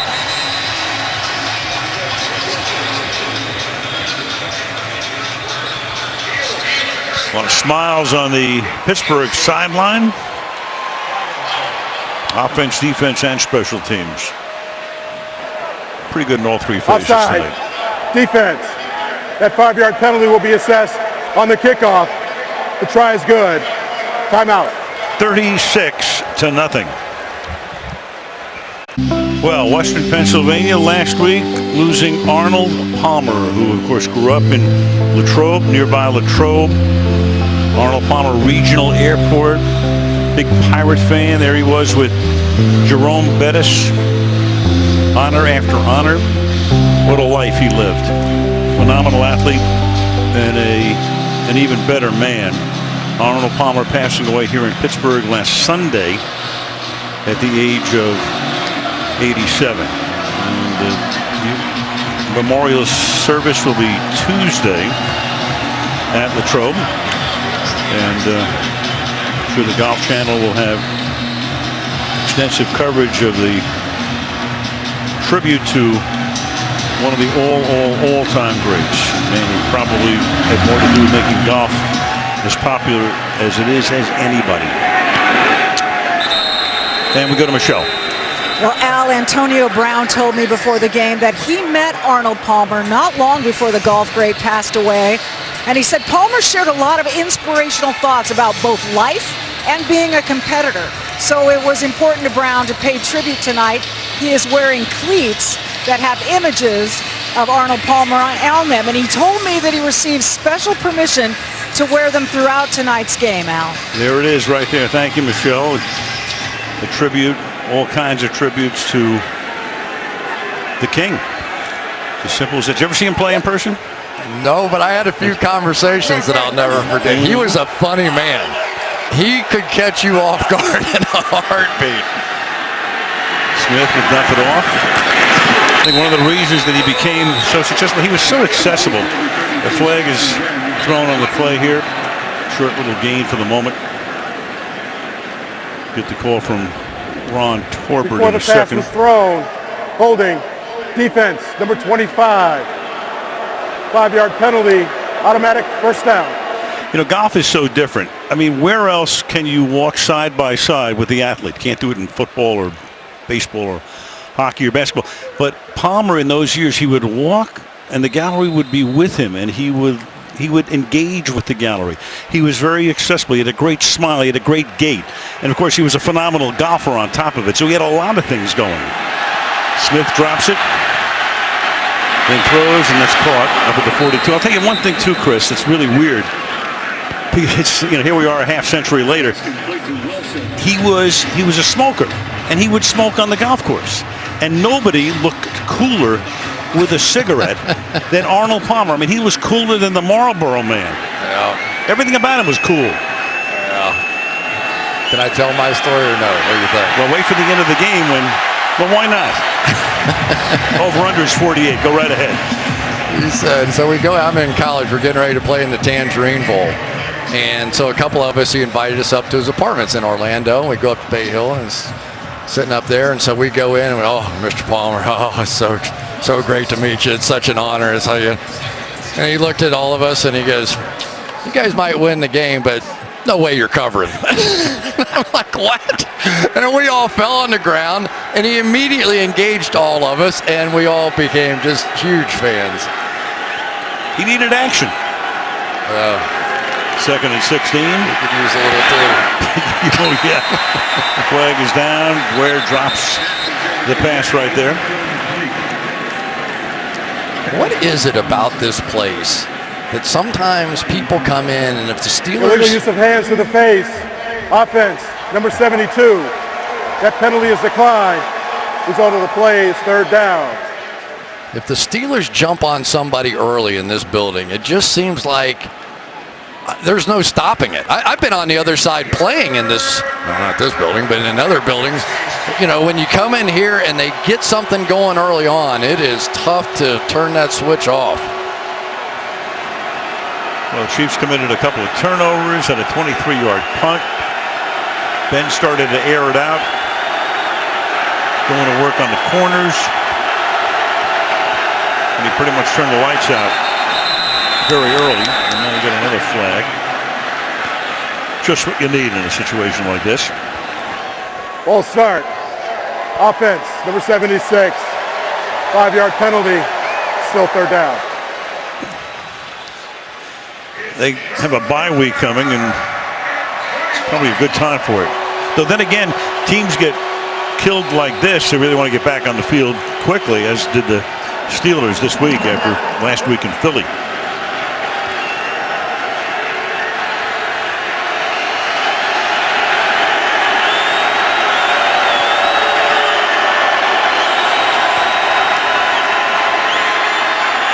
Set up a screen to Ware. And he threads his way all the way out to the 45, but they needed 21 yards and come up considerably short, setting up a 4th down and 7. I always thought September was, now we're into early October, but sort of the great fooler month. Because all these teams now are made up of superstars and then rookies, right? That's how the salary cap system sort of works. So what so many of these teams come down to is development of young players. And great coaches and great staffs are able to take those young players and make them contributors by the end of the year. And those are the teams that go on into the playoffs and win championships. Good way to look at it. Colquitt. Fair catch call for by Brown at the 8-yard line. 9 minutes to go in the third quarter. All home team.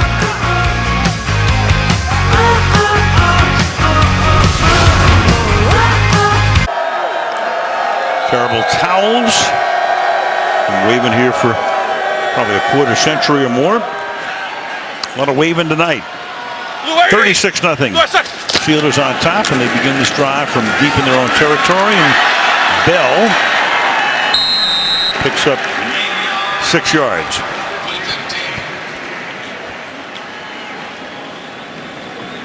Bell tonight, he's carried the ball 9 times. There is Jamal Charles, who comes back tonight after a year's absence, but Andy Reid said he was going to play very sparingly, and in fact he might even be done for the night. He gets in only for a couple of more plays, you would think. Rest him up during the bye week and get him healthier a fortnight from now when they resume action in Oakland. Big hole, there goes Bell. Out to the 35-yard line goes Le'Veon Bell.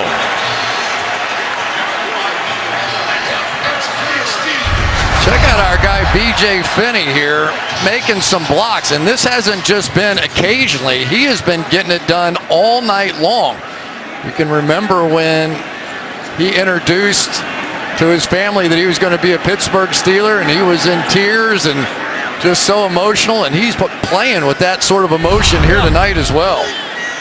Doing a good job in place of Ramon Foster. White 80. White side. And this time nothing happening up front. Chris talking about Finney, and here he was announcing that he was going to be a Steeler.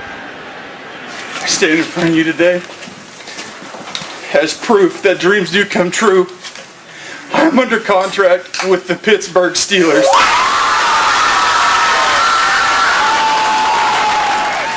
Well, his dad had passed away shortly before that and had been a big Steeler fan, so a lot of emotion there, and as Chris just pointed out, doing a heck of a job tonight. 2nd and 11. The spinorama, and that one is smelled out, but getting away. His coach, at least for the moment, got out of the grasp of Marcus Peters, and it will be 3rd down and long. Yeah. Been a little bit of a tough night tonight for Marcus Peters, but this time comes up and going to make at least the initial hit there and sort it out. Mike Tomlin was talking about B.J. Finney, and I loved his line. He said, you can't make him miserable. He said he loves the misery associated with the position and the game. That's an offensive lineman right there. That's a true Pittsburgh Steeler. A big ugly in the trench. A homage to Keith Jackson. Ball start. Offense. Number 85. 5-yard penalty. 3rd down. Scramble. Big uglies in the trenches, and a couple of teams that don't like each other very much. Yeah. I'm waiting for the game when a couple of teams, they really like each other a lot. Not in this league. No. So it's 3rd down and 17. Mid-3rd quarter. Roethlisberger heading for another 300-yard night.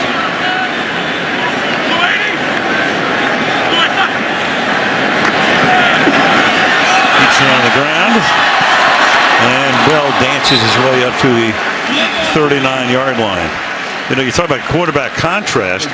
Ben Roethlisberger in his career has thrown for 300 yards in a game 46 times in regular season action. Alex Smith, who's played 1 year less, has thrown for 300 yards 6 times. And you can see it in action tonight. Alex Smith is a ball control, sort of pure West Coast, get the ball out of his hands quickly. We talked about some of those numbers. And Ben Roethlisberger is the exact opposite. He is throw it deep, let my speed work to my advantage, and we have seen it time after time tonight. Nice boot there by Berry. And Kansas City will get the ball at the 18-yard line. 5:17 left in the third, 36 zilch. Sunday Night Football being brought to you by Southwest. Yes to low fares with nothing to hide. That's transparency by Direct TV. If you call yourself a sports fan, you got to get Direct TV. By BMW, we only make one thing, the ultimate driving machine. And Nationwide is on your side. That was Friday night. Central Catholic beat Pine Richland 48-35. Central Catholic here in Pittsburgh. The alma mater of one Dan Marino. Smith backpedals, throws, catch made, and tackle made immediately as Niall Davis taken down by Jordan Dangerfield. Even Jordan Dangerfield in his first start coming out and tackling, but that's been the story. The Steelers this week got back to the very basics of football, and it all starts with tackling. We've seen it from the first couple of plays on. They've been physical, they've been creating turnovers, and they've been making the Kansas City Chiefs pay a price for everything that they've tried to do on offense tonight. Meanwhile, Macklin, who's normally sure-handed, has been the last couple of years. He's been dropping them this year. It's another one there for a 3rd down and 7.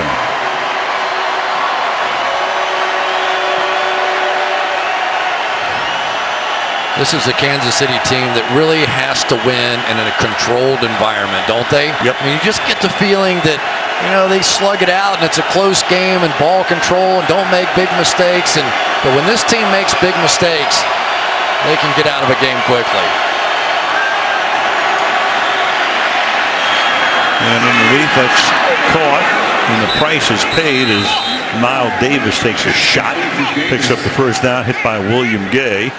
1st down. That's the best play I've seen the Chiefs make tonight. Niall Davis right there, caught the ball. He knew he had to go hard in one direction and just put his head down and picked up a 1st down.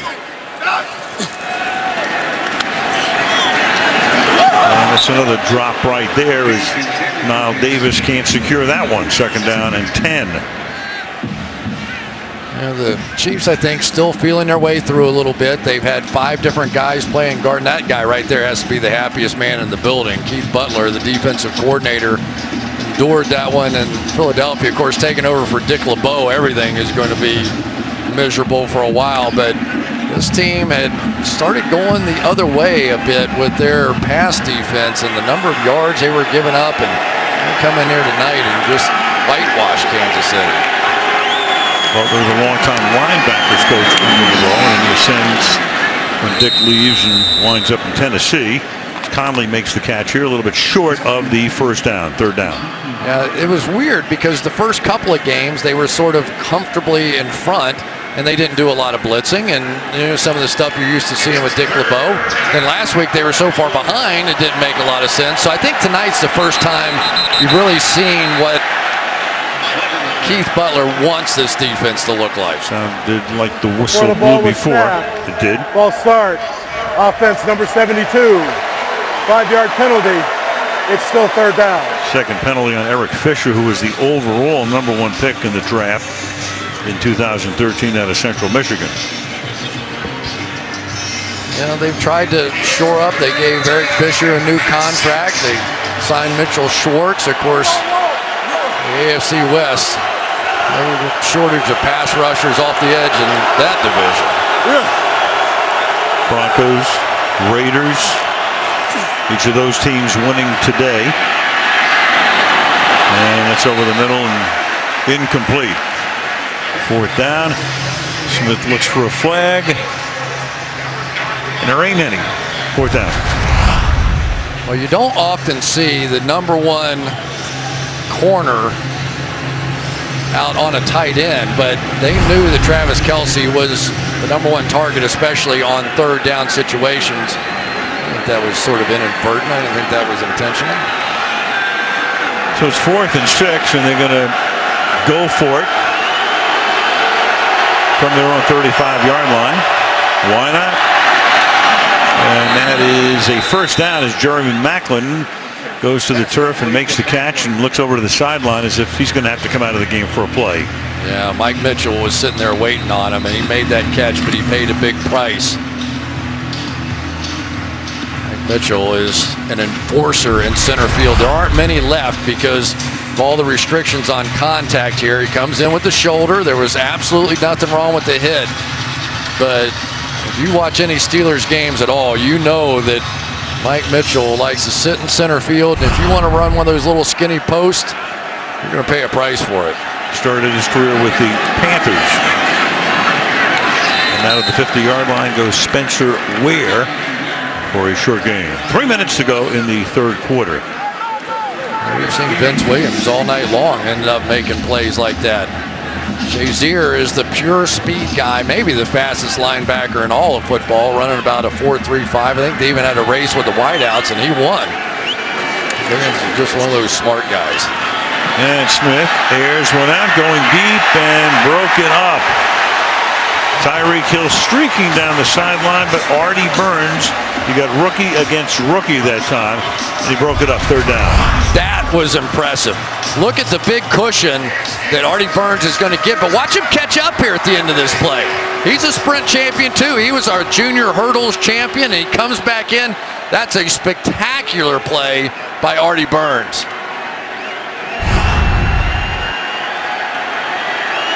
Reached out, got a hand on it. Number 1 pick. Macklin is back in. Hill was a 5th-round choice. Third down and 8. Smith guns one to the 40-yard line, and that's caught by Chris Conley to move the sticks. First down. I tell you, that Chris Conley, there's a lot of other guys, and Tyreek Hill, and all these guys can run so fast. But Conley, you need something dirty done. You want him to block. You want him to chip. You want him to make a tough catch on a slant or a crossing route. That's your guy. This is the 11th play of the drive, and another first down, and then getting bounced around is Jeremy Macklin after picking up about 14. And one of the things about playing receiver in a blowout, you get a few padded stats to go with it, but more often than not they come at a pretty heavy price because those guys are sitting back and it's like target practice for the DBs. 3-man rush this time, and Smith throws on the run as he's moving forward. That's caught by Albert Wilson. Tackled by Mike Mitchell at the 20-yard line. Let's go to Michelle.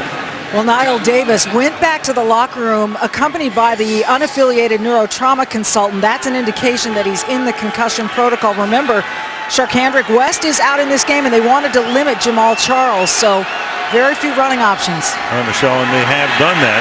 Charles pretty much bench-ridden for most of the game as the pass under pressure is incomplete.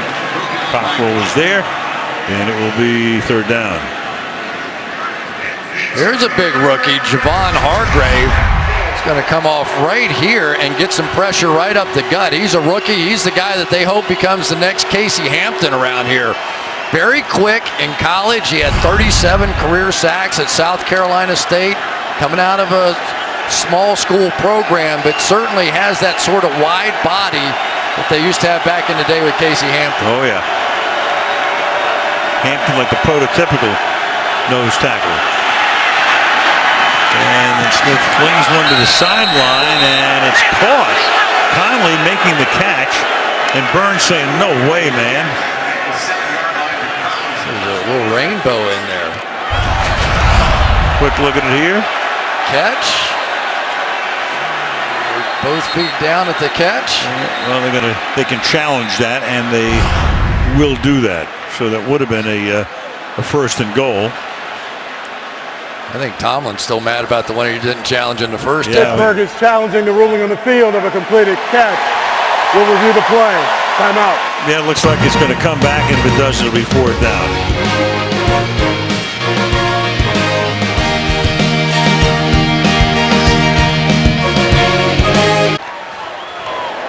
The ruling on the field is confirmed. The receiver had control of the ball and 2 feet in bounds before going out of bounds. Pittsburgh is charged with their first time out of the half. The clock will start on the snap.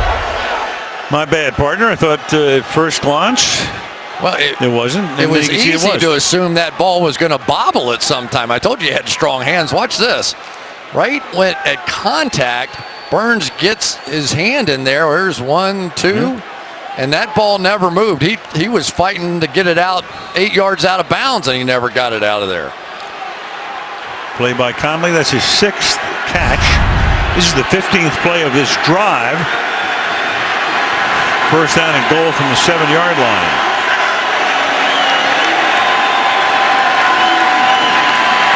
Smith swings it to the 3-yard line. Travis Kelce. Ultimate, as we said before, small ball drive here. Bits and pieces and all that. This will be play number 16. Play number 16 on the drive. Yeah, and I think this is what the Chiefs thought they were going to get all night out of Pittsburgh. Just sort of play back, not take any chances, play zones. Instead, the Steelers attacked from the first play.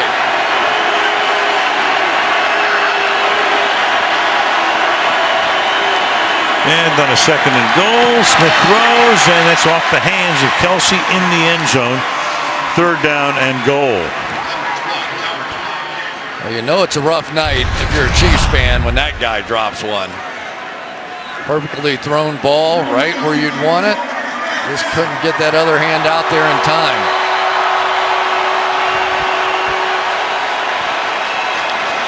This drive started back at their own 17-yard line. Chiefs trying to get off the schneid. 3rd and goal. And Smith will fire, and that one is incomplete. That was Artie Burns. Pretty nice little series for him. And makes it 4th and goal. Now this is one of those moments that nobody's going to remember it. But inside that huddle for the Pittsburgh Steelers, and obviously the Chiefs and Andy Reid doing the right thing, going for the touchdown here. But now is when you start thinking about this shutout, and it means a lot to Keith Butler in this defense. Especially after last week. Yep.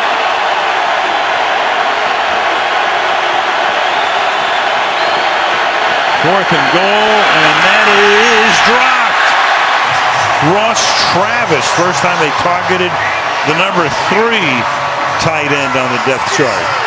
And so they start the drive at their own 17-yard line. They run the ball once and they pass it 17 times and come up with a goose egg. Well, just throw it a little back shoulder there, nice and easy, and they just can't catch it. It's just every once in a while you're playing a football game and just not going to happen. We played New England one time. We were getting beat so badly. You know the song Monie Monie? That's what they Monie Monie, right? You know that whole thing? You want to sing it? No, I don't, because you got in a lot of trouble for that last week. Yeah, but I loved it. YouTube sensation that you were. But everybody, we got on the bus after that game. It was like 50-something to nothing. We're all singing Monie Monie. It was all just drilled in our brain by that point. From the 3-yard line, Le'Veon Bell up to the 6th. Reminder, Jimmy Fallon this week. A lot of good guests coming your way, including Ashton Kutcher. He'll be there. Lin-Manuel Miranda, Tyler Perry. Tonight's show with Jimmy this week on NBC as we go to the 4th quarter. End of 3 in Pitt. 36-0 Steelers, and Sunday Night Football resumes after these messages. Tonight's aerial coverage is brought to you by Geico. Downtown Pittsburgh, Pennsylvania. Al Michaels, Chris Collinsworth, Michelle Tafoya. Sunday Night Football. We're wrapping up the 4th week, the 4th Sunday of the NFL season. 36-0 Pittsburgh. They led 22-0 at the end of the first quarter. And they give the ball to Mr. Bell, who gets to the 6-yard line. 3rd down. Standings right now. In the AFC West, Denver winning again today at Tampa. Oakland came from behind after they'd blown a big lead against Baltimore. KC on their way to going to 2-2, and San Diego blew another one. This one to New Orleans, and they are 1-3. Baltimore now 3-1. Pittsburgh would be tied with them for the top spot. Cincy at 2-2, and nothing goes right for Cleveland these days. Except except basketball and baseball. I think that'll last them for a little while. It will, for sure. 3rd and 7. Coates. And gets surrounded by half the defense, which will make it 4th down. Yeah. For Ben Roethlisberger, what a night it's been, and he kind of had a heavy heart coming in here. Terry Hepner, who was his college coach, who died of cancer, and he was always so close with the family. And then this week, Terry's daughter Allison, who had overcome breast cancer, died in an automobile accident. He went back for the funeral just the other day, and you could tell it was a tough week for him, but certainly didn't show out here in this one. Jordan Berry sends one into the night sky that bounds out of bounds into the Chiefs bench at just about midfield. Early in the 4th quarter, the Steelers leading 36-0. The great Vince Scully, undoubtedly the greatest baseball broadcaster of all time, retired today. Vinny was also pretty good at football. Remember this one? 3rd and 3. Montana looking, throwing in the end zone. Caught it! Dwight Clark! It's a madhouse at Candlestick.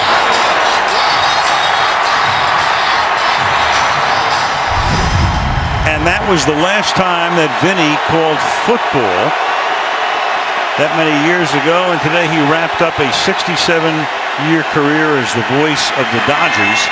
And that pass is incomplete. And all I can say, Chris, is I've been listening to Vince Scully my entire life. I grew up in Brooklyn. We moved to L.A.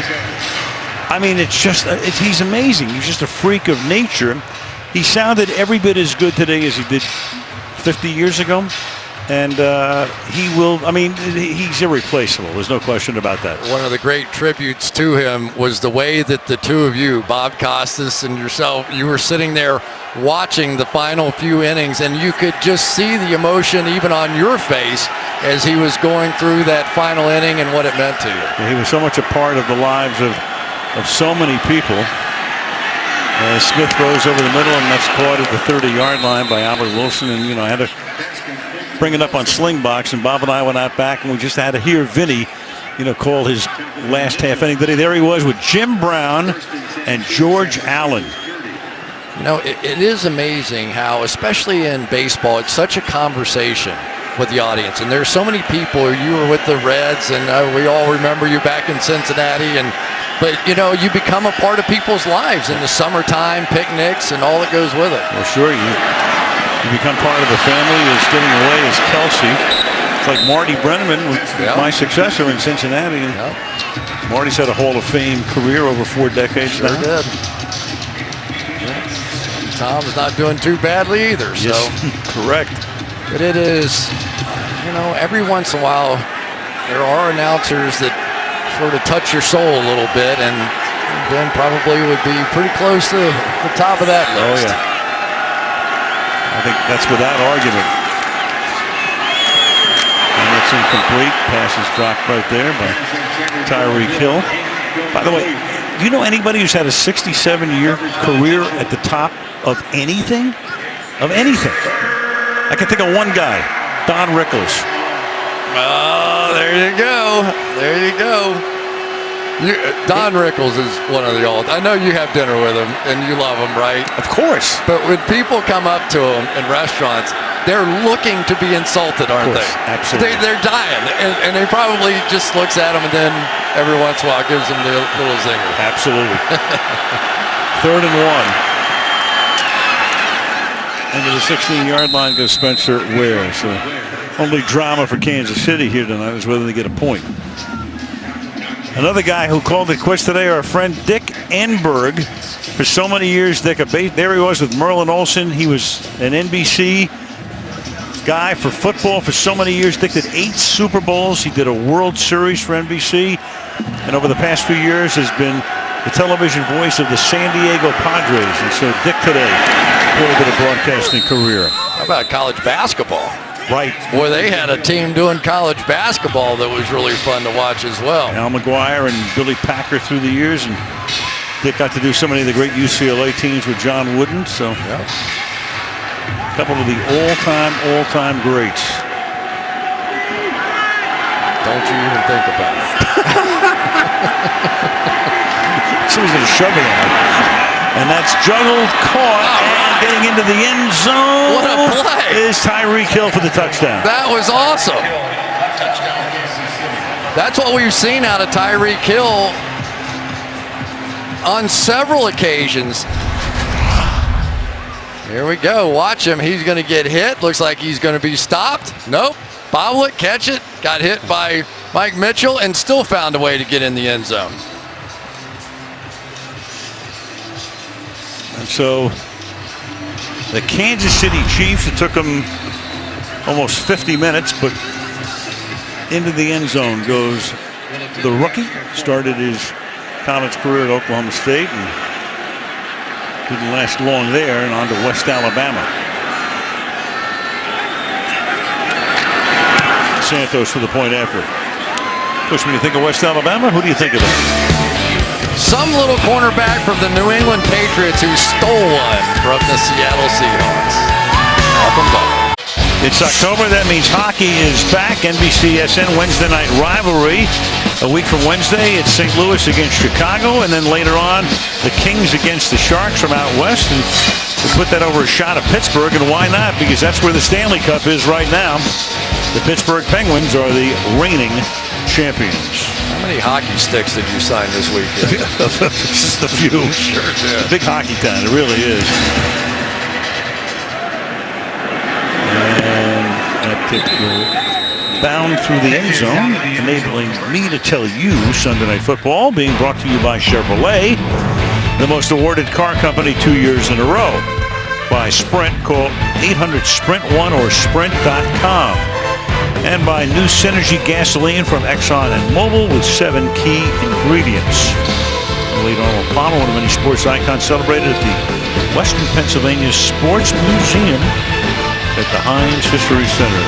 Well, it's history in all the sports in this town. Yes, they do. Boy, do they love the Pittsburgh Steelers. They do.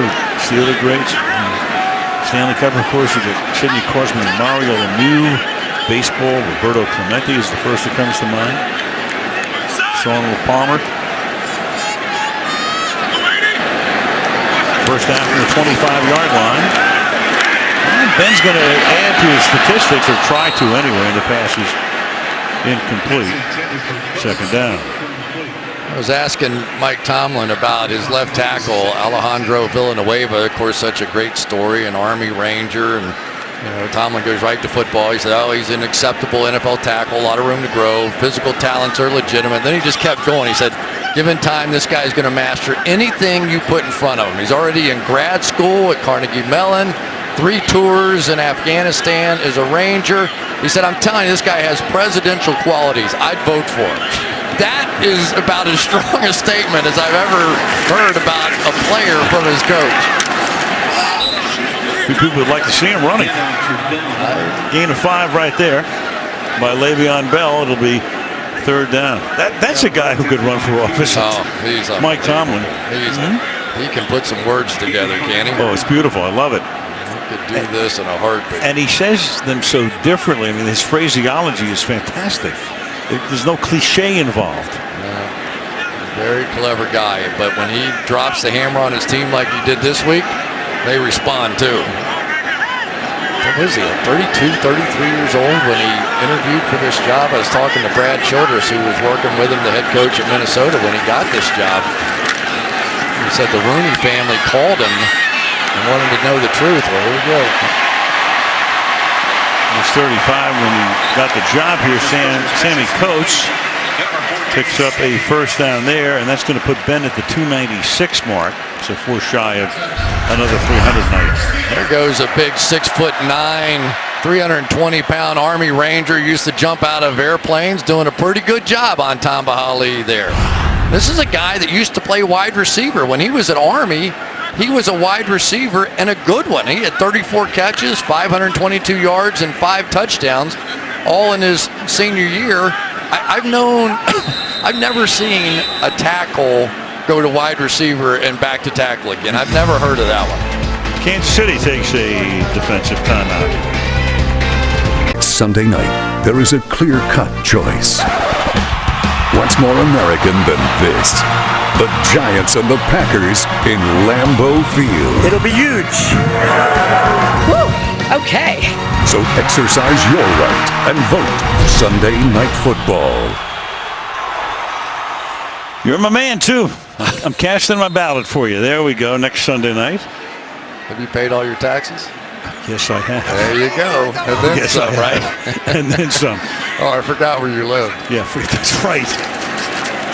Cali, gain of 3 here. I want to be your chief of staff. Got it. STAPH. Not sure at the end of it either you nor I would vote for me, so I understand it. How about Ben Roethlisberger tonight? I know it's been a tough for Chiefs fans, but listen to these numbers. This guy's thrown more touchdown passes tonight than incompletions. 21 for 25, 5 touchdowns, no interceptions, 297 yards. How's that?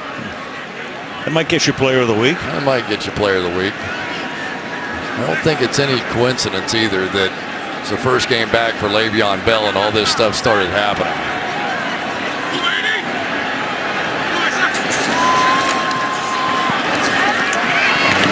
Underneath. D'Angelo Williams makes the catch as we go to Michelle.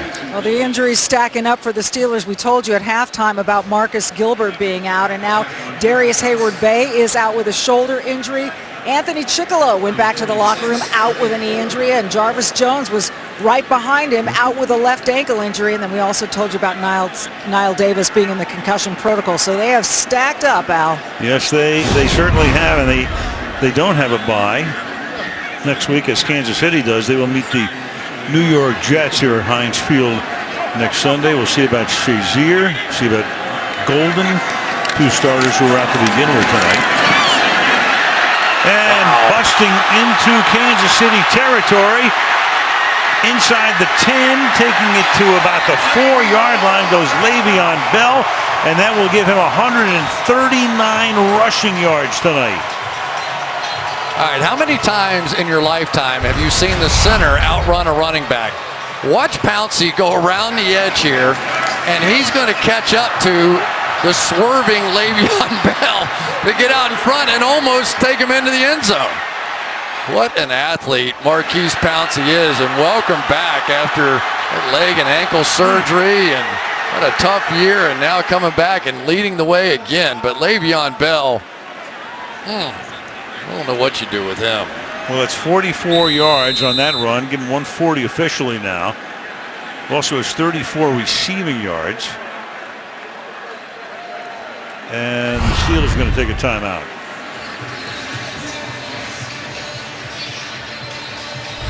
So you get the 3xB's aligning the stars, Ben and Bell and Brown. Big numbers for all those guys.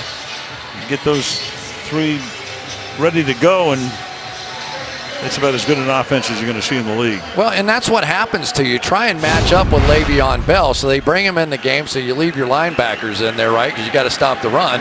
And then you got linebackers on Le'Veon Bell. Well, that doesn't work. So then you put in your safeties or your nickel guys to cover him in the pass. So they just turn around and hand him the ball, and you can't stop him from running the ball. That's what makes it so impossible to stop this offense when they get all these components in place.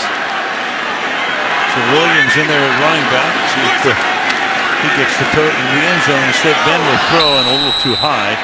Intended for Grimble. If Ben gets 1 more yard through the air, that'll be a 300-yard night for him. And of course, he's already thrown 5 touchdown passes.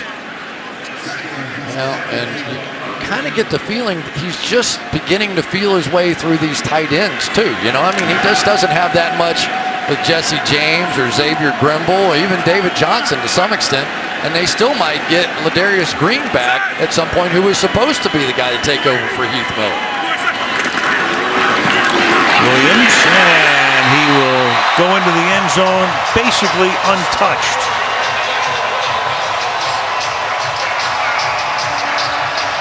And if you ever had a doubt, you now know it is over.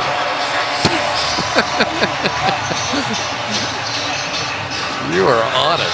Well, you got to be on top of something. There we go. Let's take a look. Little counter action right there. Villanueva with a great block. And what's more fun as a running back than to go in on a goal line offense and stroll in. Look at Castro coming around with a nice block. And especially for a guy who'd been a starter so much of last year because of the suspension and injury to Bell, the suspension this year, but he will now take a backup role to Le'Veon Bell now that Bell is back, and he's back as he's proved it tonight in spades with 140 rushing yards. You know, the other part of this thing is what a job Todd Haley has really done here. You know, because job one was keeping Ben healthy, and he fought it in the beginning. Obviously loved Bruce Arians, Ben Roethlisberger did. But the job that Todd Haley was given was, let's get the ball out of Ben's hands because we'd like him to play till he's 40 years old. And the way he looks tonight, he might play till he's 50. Extra point by Boswell makes it a 43-7 Pittsburgh Steeler lead. Williams in for the score.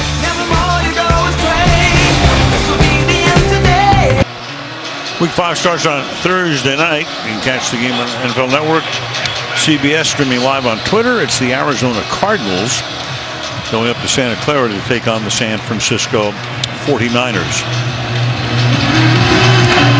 Halfway through the fourth quarter, 2 yards into the end zone, the kick is fielded by Hill, and he gets bounced down at the 30-yard line. Back to Heinz Field after this. If you have NFL Game Pass, you can watch the games you missed with condensed games in 45 minutes or the full broadcast versions. Start a free trial by logging on NFL.com/Game Pass. Got the Allegheny on the left and the Monongahela on the right. And at the confluence there, out of the bottom of your screen would flow the Ohio River. Going through Chris's hometown of Cincinnati, Louisville, on the Delta Queen. Alex Smith sacked back to the 25-yard line. Let's go to Michelle. Well, an interesting story on the Chiefs offensive line. Their right guard, Laurent Duvernay-Tardif, played college football while studying medicine at the prestigious McGill University in Montreal. And he told me it was all about making sacrifices. He said during his last 2 years at McGill, he attended practice just once a week because he had to do hospital rotations. He'd finish work late and then sleep in the locker room so he'd be on time for games, Al. Love the way you pronounce that name. Michelle, give it to me one more time. Laurent Duvernay-Tardif. Or, you know what they call him is Larry. Because he told me, so many of the Chiefs players tried Laurent, but it went so many directions that they finally resorted to Larry. Did you take French at Cal? I did a little bit. I had a feeling. I mean, that just flowed. You want to hear me do it now? No. Third and 10 at the 30-yard line. Smith. And throws that one out of bounds. And back we go to Michelle. Well, back to Larry, as he's known. He's leading somewhat of a double life, NFL lineman and future doctor. Since he's been in the NFL, he's spent every offseason in med school, and he has just 4 months left until he's finished. Now, should the Chiefs go deep into the playoffs, he told me he would postpone those last 4 months until 2018. And Al, he said he'd love to add MD to the back of that jersey. I'm not sure it would fit, but he'd like that. Imagine looking up from the table and a 6'5", 320-pound surgeon is ready to go to work on you. Yes, sir. He's done some work with concussions as well, so maybe his experience, maybe we'll find something that helps with that field as well. Fair catch by Antonio Brown, and back we go to Michelle. Well, there's some interesting memes floating around the internet after week 4. How about this? Rex and Rob Ryan pedal their way to a shutout in Foxborough. and healthy and ready. By midnight tonight, Tom Brady is eligible to come back just in the nick of time, and this is when you realize Julio Jones is on your fantasy team. 300 yards receiving. Matt Ryan, a pretty good night too, over 500 yards passing, Al. Those are your memes. Well, the Falcons routing the Panthers. All of a sudden, the Panthers have some problems. Denver, a team people thought would, have trouble this year, 4-0, even though they lost Trevor Siemian that he had to come out of the game, but Paxton Lynch came in. Meanwhile, Landry Jones now comes into the game here. Jones saw some extensive action last year when Roethlisberger missed 4 games. In fact, he started 1 game against Kansas City last year. They lost it 23-13. So Landry Jones, 4th year out of Oklahoma, the backup, and Todd Haley will signal in the plays or call them in. Well, if we're going to memes, I'm going to do one I want to do too. Todd Haley has a daughter who never really was much of a football fan. She watched a little bit because dad's profession.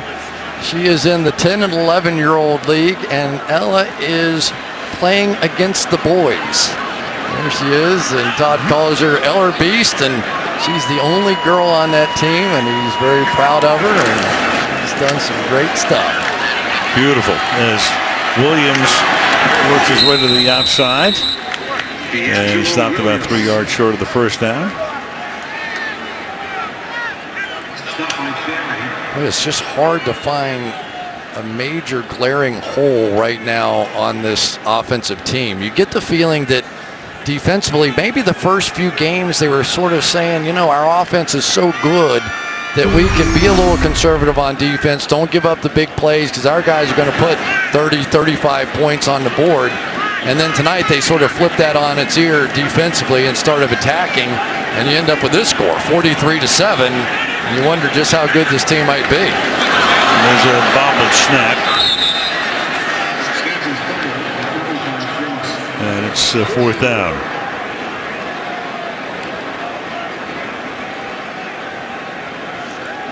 That was Chris Hubbard that actually went in at center. So in a route here, Pouncey is out of the game, and that's one of the reasons you had the errant snap. Yeah, well, you saw it right there with your own eyes. I've seen it before where the center thinks that the quarterback is under center, and, the Steelers have just been terrible tonight. Butt fumbles come in all shapes and sizes. Yeah.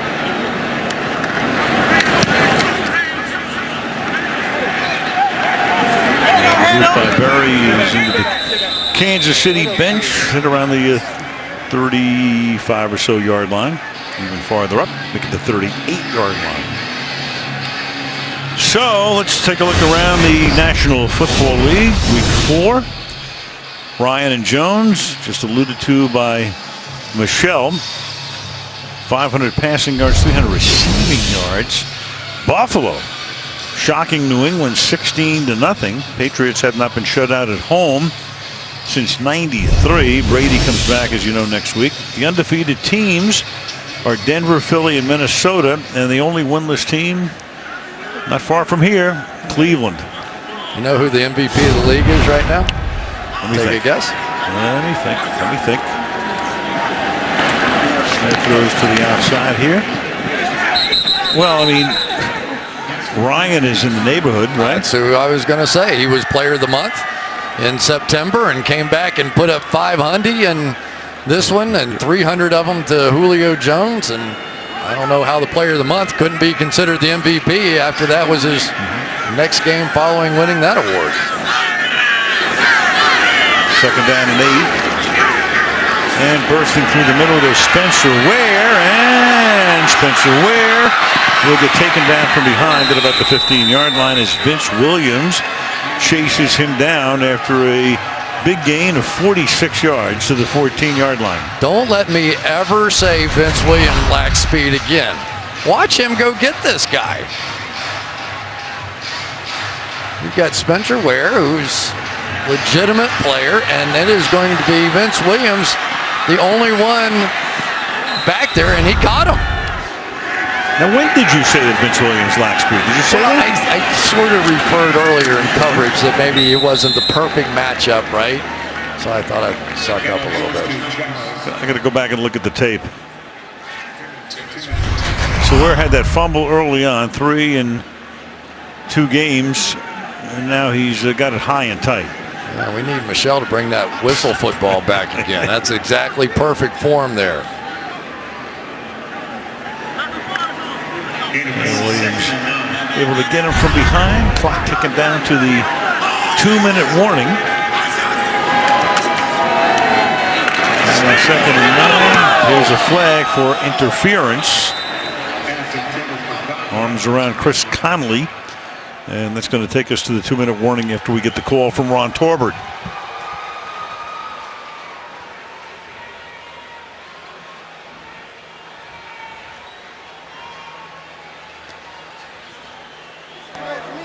Before the pass was thrown, illegal contact, defense, number 25. 5-yard penalty, automatic first down. This is a 2-minute warning. It is.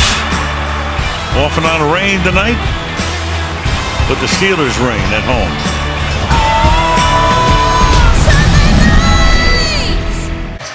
Coming up shortly, the Volkswagen post-game report. Michelle, per usual, on the field, stars of the game. Bob, Tony, and Mike break it down, see what's going on around the league, and we'll take a peek ahead to next Sunday's matchup at Lambeau. It's the Giants and the Packers. Wide receivers might have to take Big Ben out for dinner this week. He kept them all happy. It started with Darius Hayward-Bay over the top. Antonio Brown with a short one. Antonio Brown with a long one.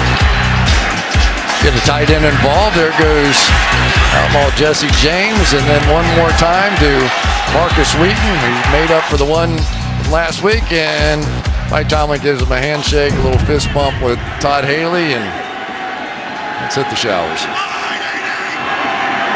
So 158, Smith hands the ball off on a draw, and Ware takes the ball to the 5-yard line.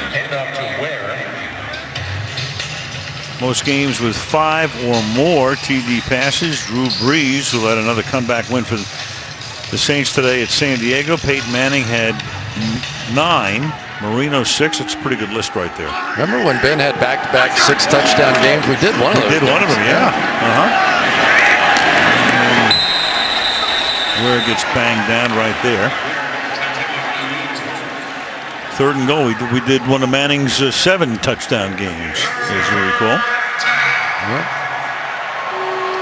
Vince Williams making another tackle out there. And it was just a comfortable night. You know, all the what ifs about this team coming in. What would they look like on defense? And their 2 signal callers are gone. And Le'Veon Bell. And how long is it going to take him to get reincorporated rid of all those things? And now it's the Kansas City fan base that goes, what happened? What happened?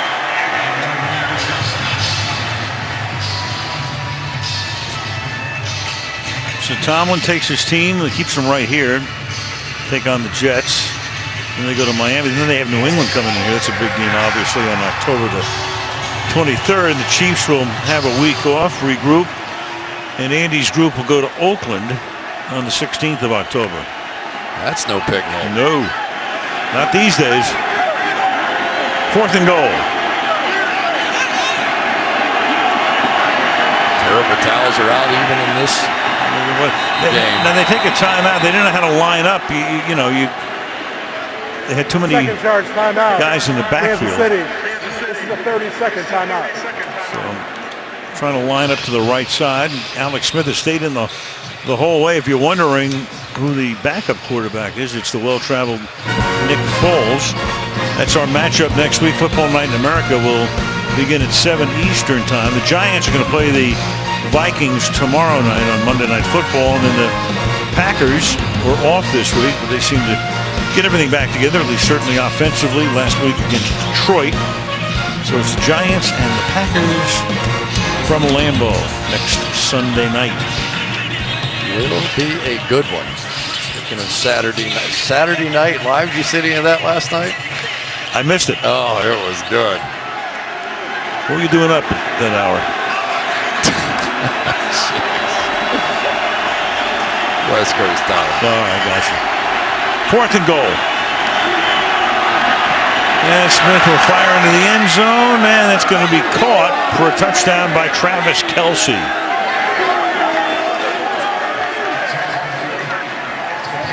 So the Kansas City Chiefs with 2 late touchdowns to at least put something on the board. There we go. Just going to work down to the back of the end line. James Harrison drops underneath it. But Alex Smith looked right, and Harrison moved just a bit. And Smith was able to sneak it in.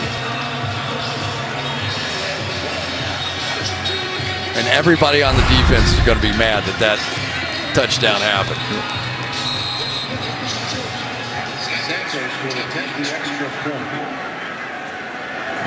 Santos to attempt the conversion here. 4 seconds remaining, and that makes it 43-14. Kick is good with 4 seconds remaining. The Steelers, you know, you look at their whole schedule, they never leave the Eastern time zone. Never. There it is. There's their whole schedule being played out for you. Even Indianapolis, which used to be once in a, would go to Standard or whatever for a while, even they're on Eastern now full time. Yeah. How do we get that schedule? Not that schedule, but you know what I'm saying. You don't want that one. No, I don't want that schedule. I definitely don't want that one. Oh, Ben, he wrecked this defense from Kansas City there tonight. This Chiefs defense had not allowed more than 27 points in a game since week 4 of last year, just 2 days short of a full year. And they had, 29 at halftime in here. We came out opening on camera. I'm telling you what a great defense this is. And over the past 3 years under Andy Reid and Bob Sutton, that they were second in points allowed only to Seattle, and they got Big Ben tonight. Same guy told me Vince Williams had no speed. Yeah, I'm not listening to it.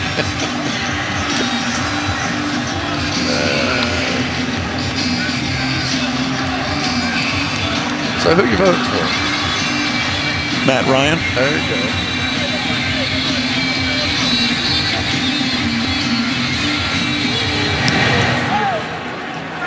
I may vote for Villanueva after Tomlin talked about it. Yeah, I was fired up about him too. Yeah.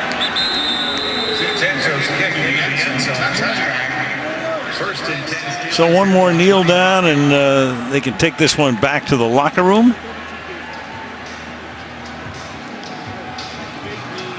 And we can begin to think about the Green Bay Giant matchup next week. Yeah. Congratulations to Kevin Green. Got that Hall of Fame ring tonight.